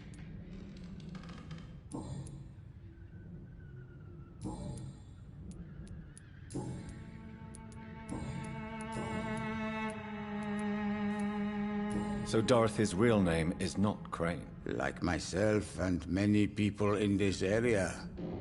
Dorothea is from occupied Romania. That's all you need to know. She seems important to the community. More than you can imagine. The West End does not want to hear of Whitechapel's misery. Dorothea is one of the few doing something about it. Tell me everything you know about Camellia, the mute florist. I do not believe in the afterlife, Doctor, but I'm almost convinced Camellia is an angel.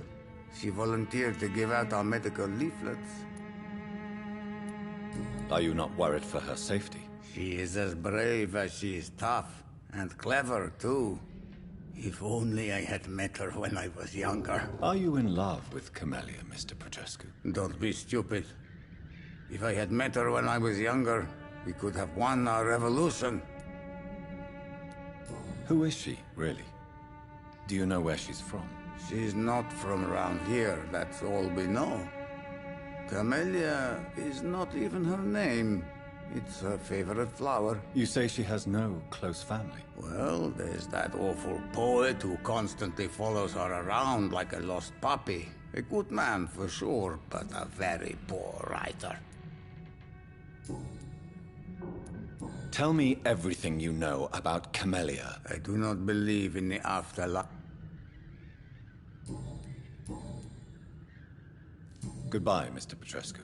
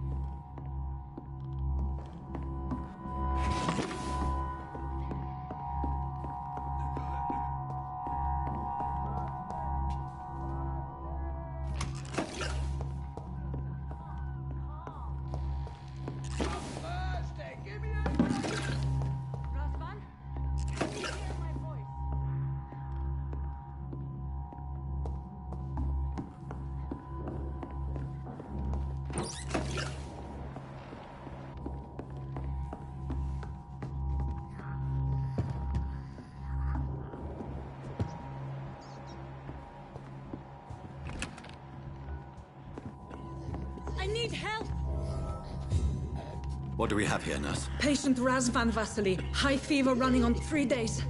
Complaints of dizziness, muscle aches, and head pain. Diagnosed with influenza. Treatment?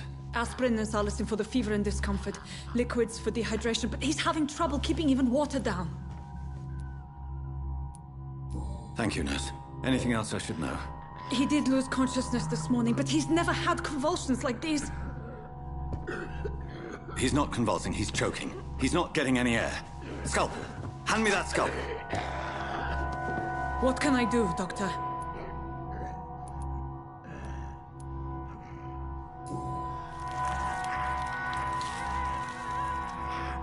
I need to perform a tracheostomy. Short pipe. That rubber tube will do. We're going to cut a passage for air through the neck. Yes, Doctor. He's breathing again, but he's coughing up blood. Internal hemorrhaging. I need to make another incision into the chest cavity to drain the fluids from the lung. Prepare another tube. A thoracostomy? Doctor, we've nothing to fight the infection. We need an aseptic environment. Right then, Nurse Crane. What do you suggest we do? I've no idea. I'm not the doctor. Time is of the essence. We need to perform a thoracic drain. Yes, Doctor.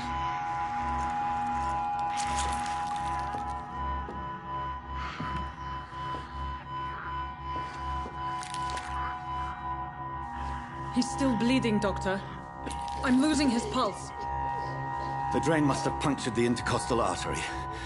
There's too much blood. Are you all right, Doctor? I can't see.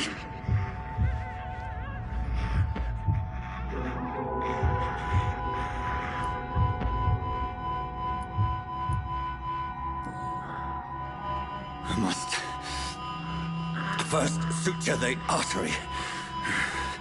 Find the wound. The source of the blood.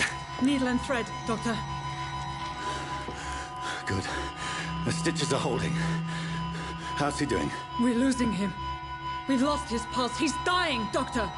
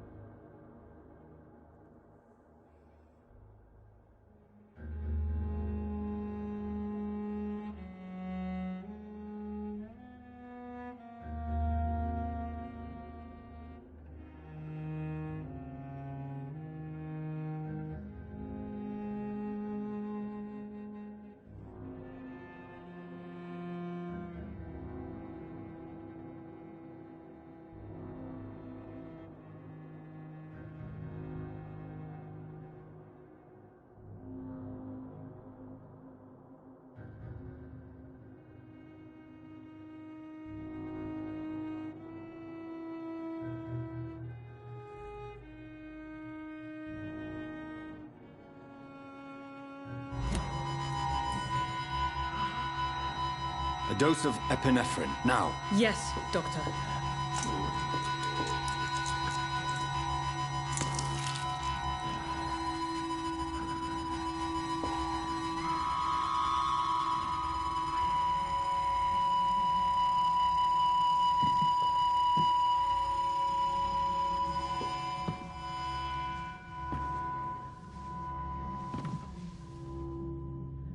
We've lost the pulse.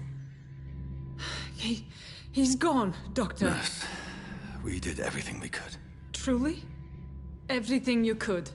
Is that how you'll report this in your log? Is this how the war went? Piling up one poor corpse beside the next? This was not an influenza-induced seizure. I've never seen symptoms like these on the continent. Have I?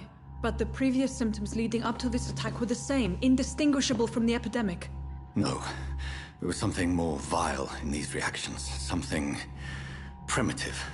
There have been numerous reports of mental breakdowns caused by the fever that accompanies the flu itself, Doctor. Yes, but... I'd best take some samples of the blood for analysis.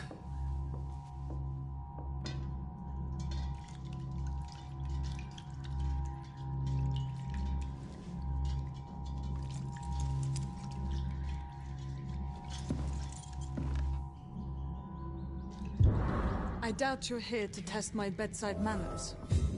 I suspect it was more than intuition alone that led you to us. So, how might I be of service, Dr. Reed?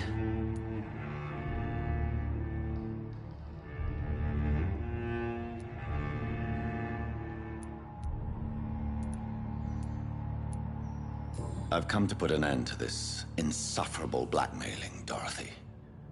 Doctor, you think your warnings scare me? I've stolen and plied, blackmailed and lied, but what else am I to do? I'm all these people have.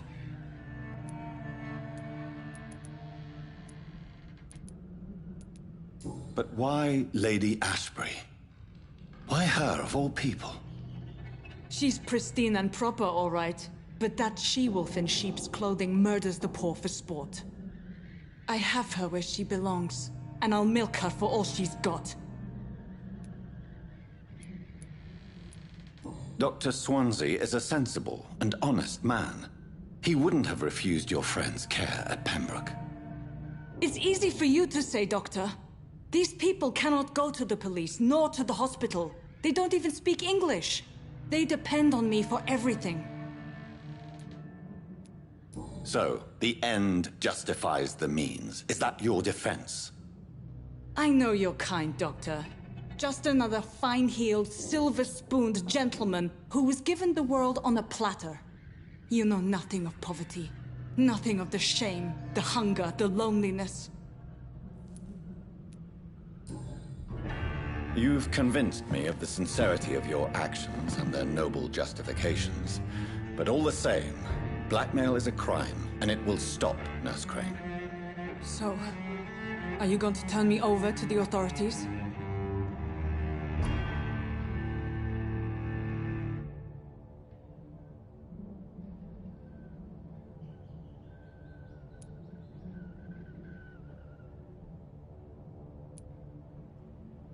Listen very carefully, Dorothy. You will erase from your memory everything you pretend to know about Lady Ashbury and Pembroke Hospital. Let that rich bitch off the hook over my dead Nurse body. Crane, enough. Listen as if your life depended on every word. I know you've a generous heart who gives freely to those in need, but you shall walk away from the shadier streets of your business. I will never abandon... Dorothy, the discussion has come to a close. Your clandestine activities in the Resistance are over. Let it go. I'll let it go. Yes. All gone.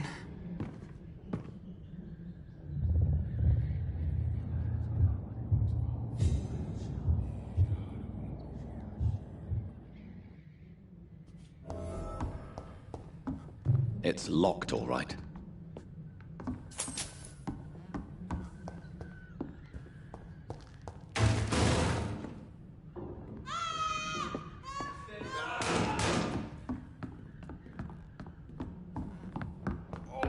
This one's stupid beast! You paid for that!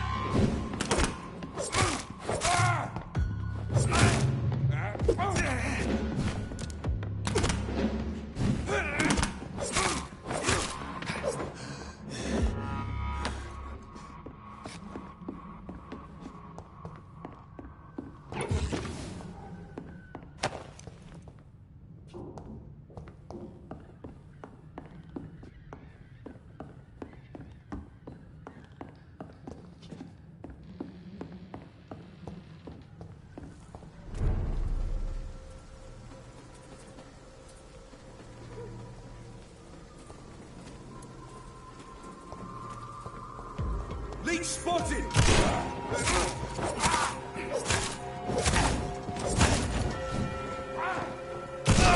You're big, little ugly fucker!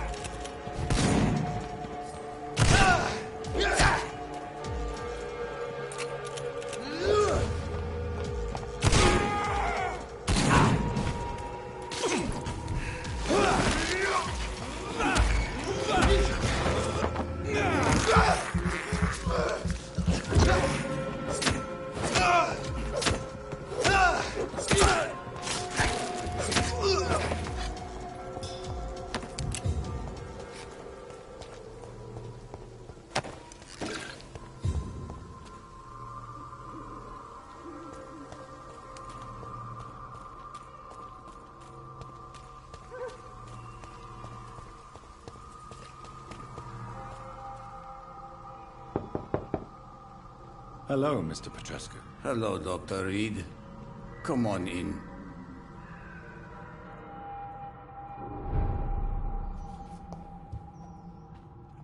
Yes?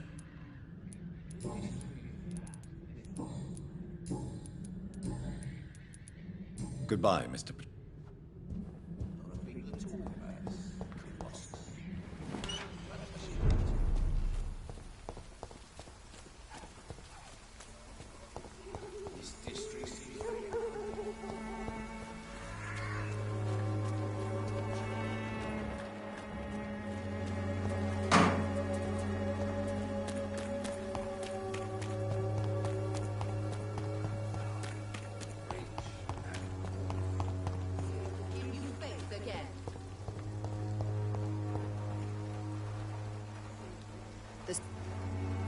Good evening, miss. Good evening, sir.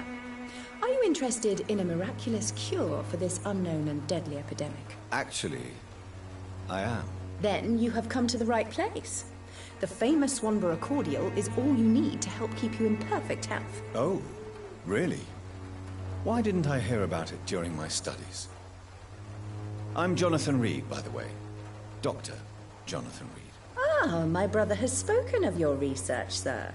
I'm Loretta Swanborough, and it's always a pleasure to meet a fellow healer.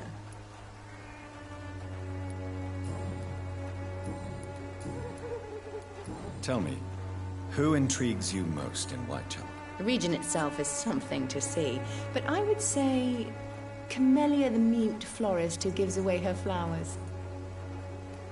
What do you think of the locals? Most of them are afraid or desperate. They all come to me eventually for my remedy. Is there anyone I should avoid? Cadogan Bates, without a doubt. The bloody bastard remorselessly exploits poor migrants as soon as they get here. I'd like to see what kind...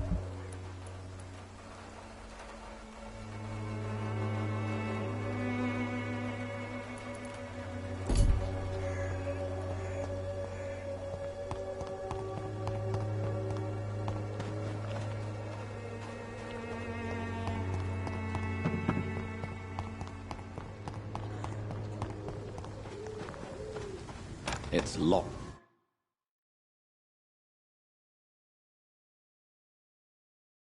All right.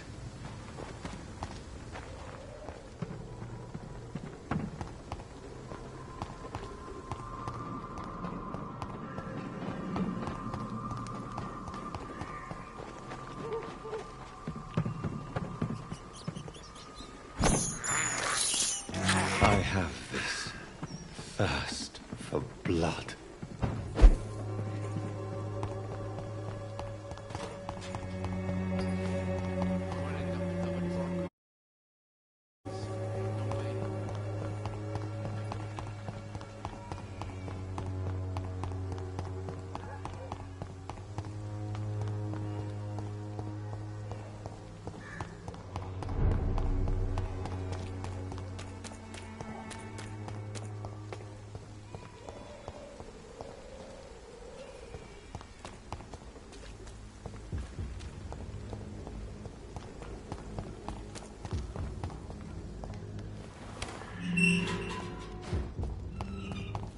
Human blood.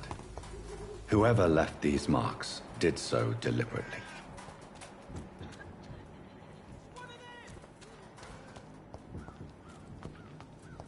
Kill it, boy! End to you! Crush the leech, boys!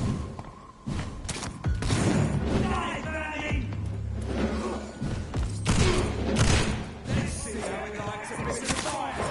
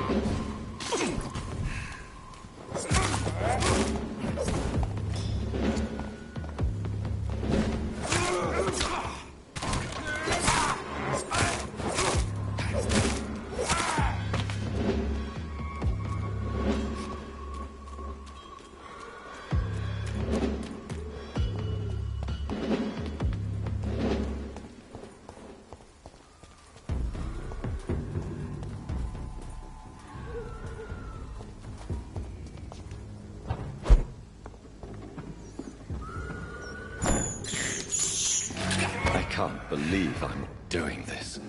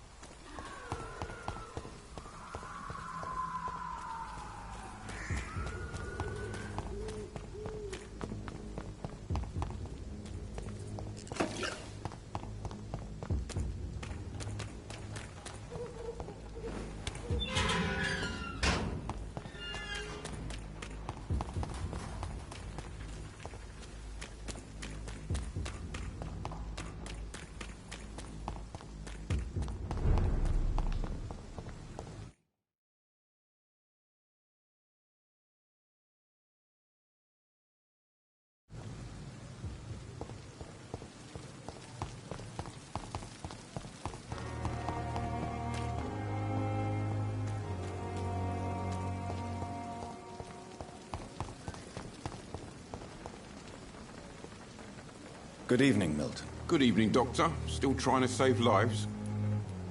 I'd like... Wise choice, Doctor.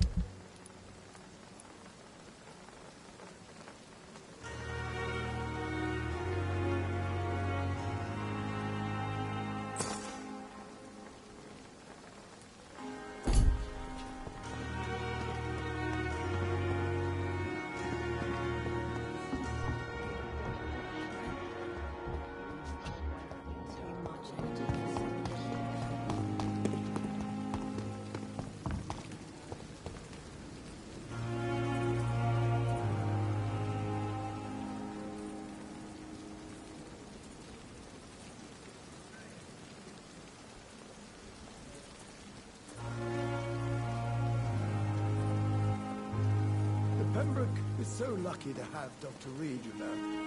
I met him in New York once. If only there were more of us, with less resignation and more determination. I know I can count. I wish I could say the same for the others. You look exhausted. You're pushing yourself too hard. You don't have to bear the burdens of this hospital alone.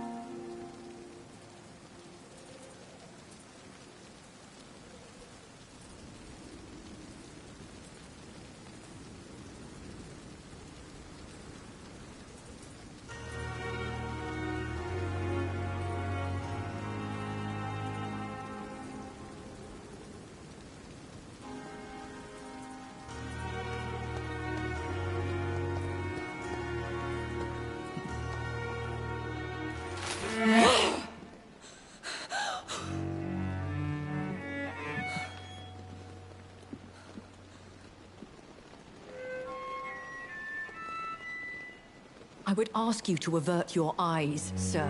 Or did you not know it was rude to stare? I knew it. Speak up, Dr. Reed. I like a man who speaks his mind.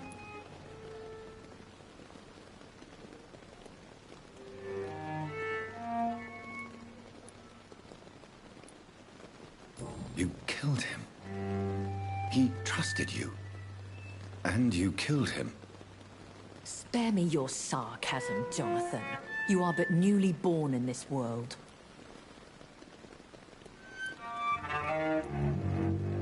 No need to apologize, my lady.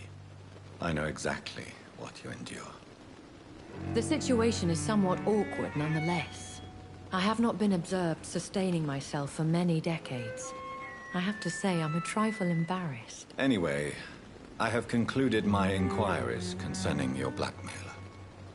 I see. Please excuse my agitated state.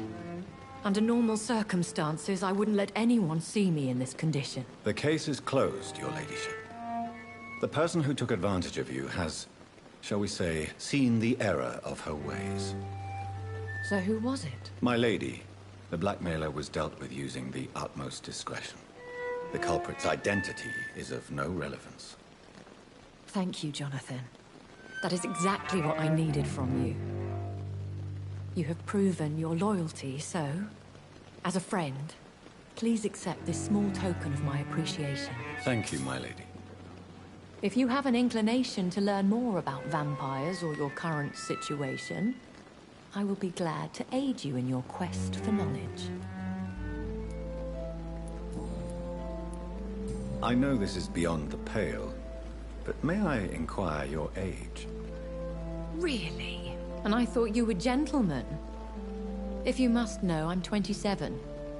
I've been 27 for a long time now, and 27 I shall remain.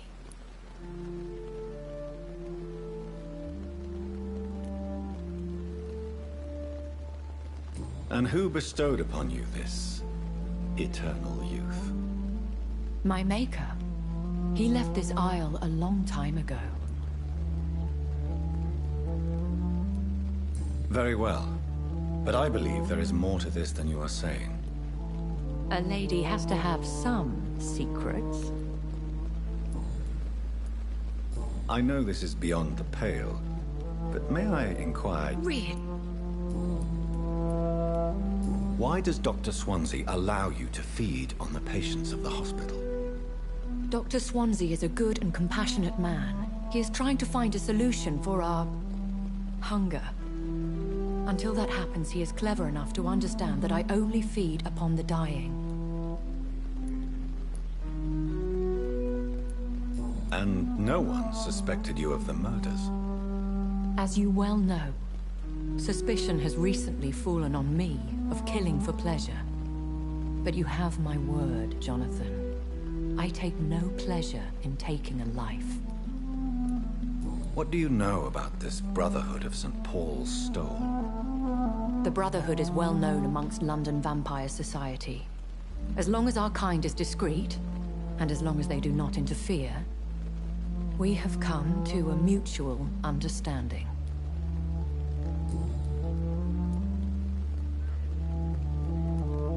Why did you save me in the canning factory?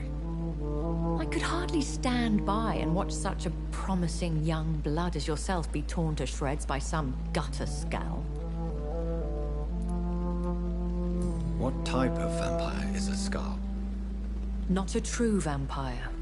The deformed offspring of lesser vampires. It is a shame these creatures run wild, slaves to their baser instincts. William Bishop wasn't the vampire that created me, then? No, Jonathan. Whatever their strength and demeanor, Scowls are the progeny of careless vampires. It cannot be the other way round.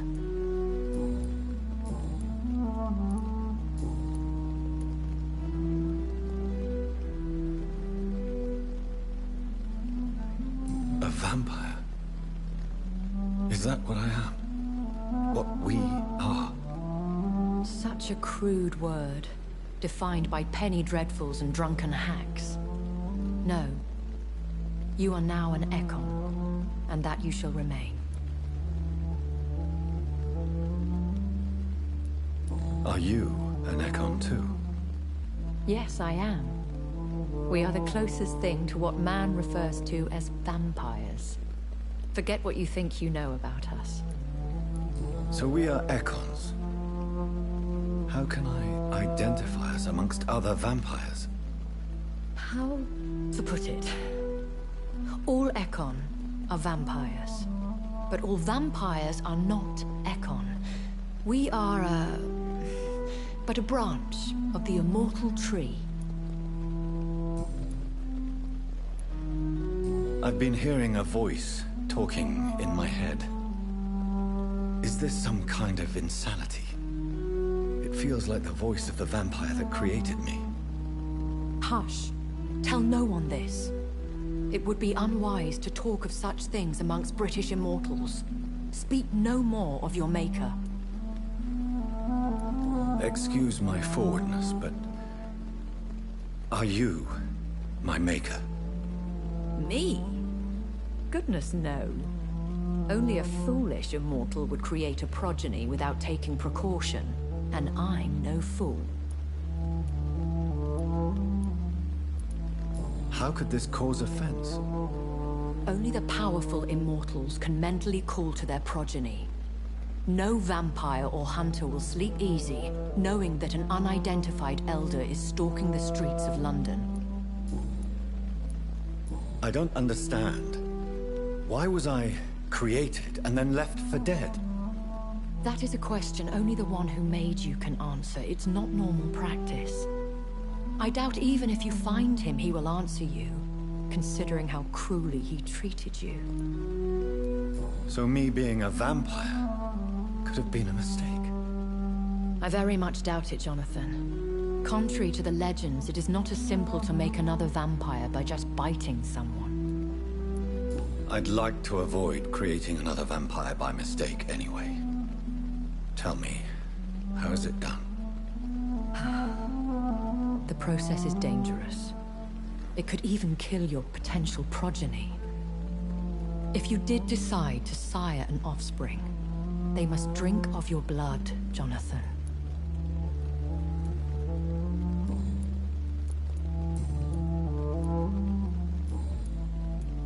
Are there many vampires here in London? Immortals are of a rare breed, and we often tend to hide. But you may occasionally meet some of us at night. Will they all be as affable as you, my lady? I do not see why not. But remember, even the shark smiles before he bites. That sounds like a lesson from experience. Vampire politics are as intricate and sometimes tedious as a game of chess in a gentleman's club. I've learned from experience it is best to decline to play. Do you know any of them? Have you an idea of the identity of the vampire who attacked me? You mean your maker? No, Jonathan, I have no clue. But I fear he or she is as careless as cruel. To let you discover your new condition by yourself. What do you mean? Every now and then, you may discover an immortal in the deep of the night. But we are a rare and reclusive breed. Our progeny is almost never accidental. I've been away from London and England for 3 years. This isn't the city I remember. Things have gone from bad to worse here, Jonathan. I've lived in this city for a long time, and I've never seen it like this. The Spanish flu has hit London that bad? Yes, but it's not just that. I've heard things. Things I've not heard for a very, very long time. There are whispers in the shadows. Something far worse than the Spanish flu is here in the city. What is it you fear? Fear has long since flown this form. But there is something malevolent circling us. I feel fear is merely waiting in the wings. When I awoke, changed, I was chased and attacked by vampire hunters. Prepared and well-trained. Though I can't be certain. More than likely, it was the once glorious Guard of Priwen. Once glorious, but still dangerous. They have seen better days, but all fanatics are dangerous. You would be wise to stay clear. They are sworn to destroy our kind. You make them sound like some sort of cult. More a society.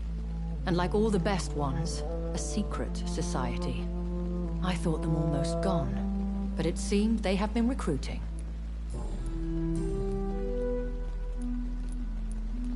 I bid you farewell, for now, my lady. I must quickly analyze the blood I took from Nurse Crane's patient.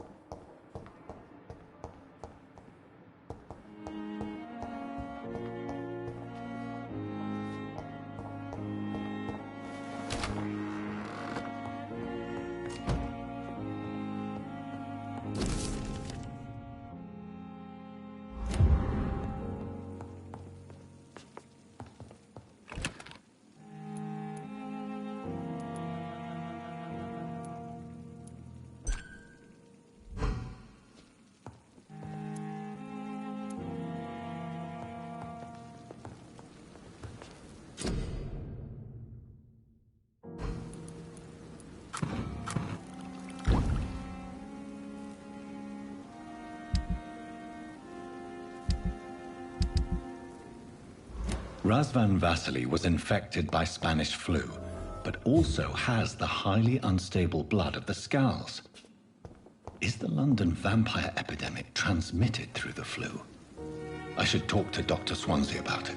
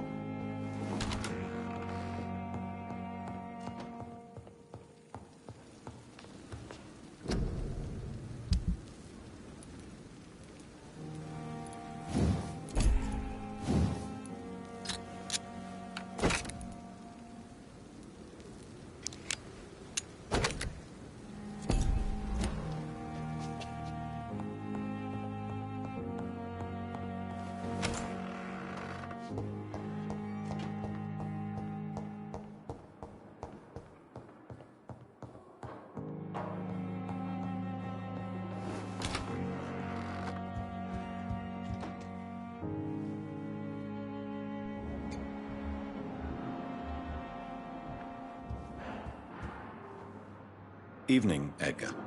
Could I get your professional opinion? Please speak, but I have something important to tell you.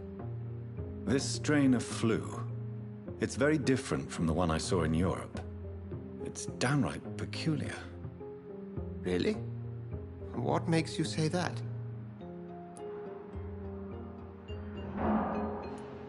I've just looked at the blood of one of our recently deceased. I see. Do you have anything more to go on? This disease spreads and looks like the Spanish flu, but its effects differ greatly. The London strain is different from the continental one. This is very interesting. Did you find something else?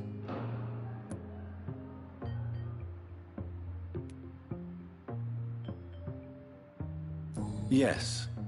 Unlike the flu, the infected begin to show an increase in outwardly aggressive behavior. More than simple agitation. Once docile people become violent. You mean like rabies? Is there a chance we could create a vaccine, Jonathan, like Pasteur? By the stove, that would be smashing. There's a lot we're not seeing here. But it is spreading, and quickly. If we don't act, the whole city could be lost. But Jonathan, we've a fantastic opportunity sitting right here in front of us. A weapon of choice. What on earth do you mean? Why, you, my dear boy. With your expertise and your blood, we could isolate the properties that course through your veins. Think about the possibilities.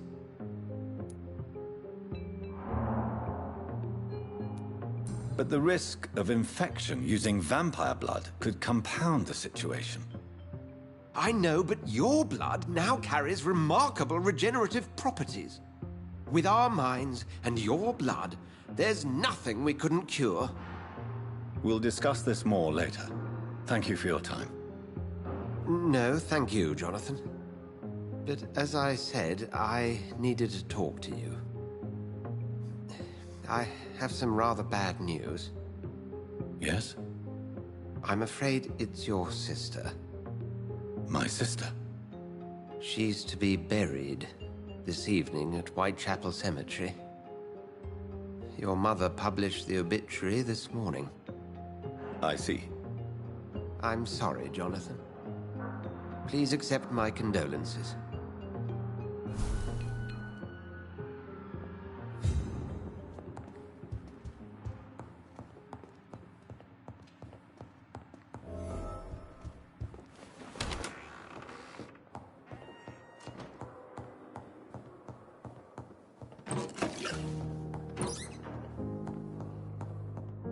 I cannot enter.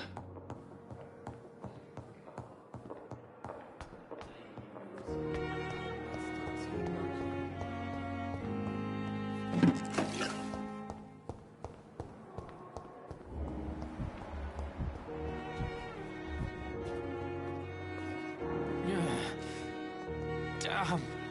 The pain. It's here again. I never thought I would have to attend my murdered sister's funeral. Mary, I can't forgive myself.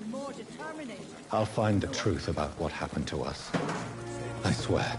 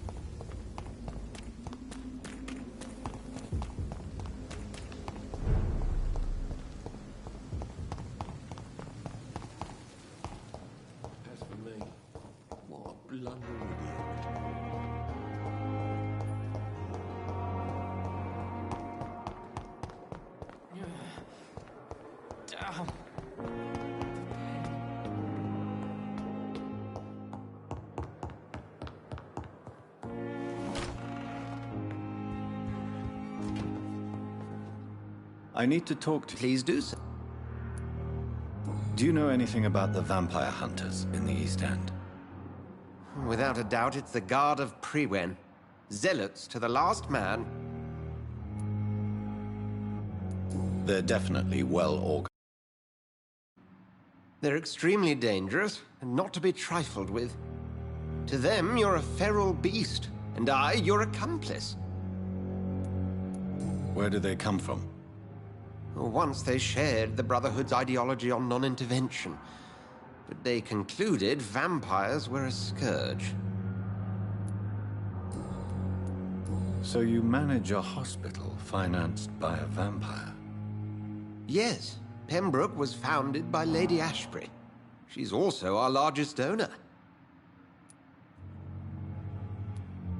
A convenient yet expensive way to have a fresh supply of blood on hand, day and night, don't you think? All vampires drink blood by nature. Me, I praise the lady's exemplary moral fiber. If I may inquire, how did you meet her? Well, Jonathan, she sought me out and offered me the position. It's been a very profitable partnership for both parties. Nurse Crane will not be returning to Pembroke Hospital. Oh, really? Did something happen? She seems such a very capable woman.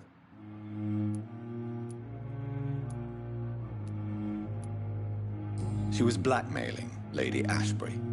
Thought she was murdering patients as some sick upper-class game. Nurse Crane was playing a dangerous game. She's lucky Lady Ashbury abhors violence. We'll talk later.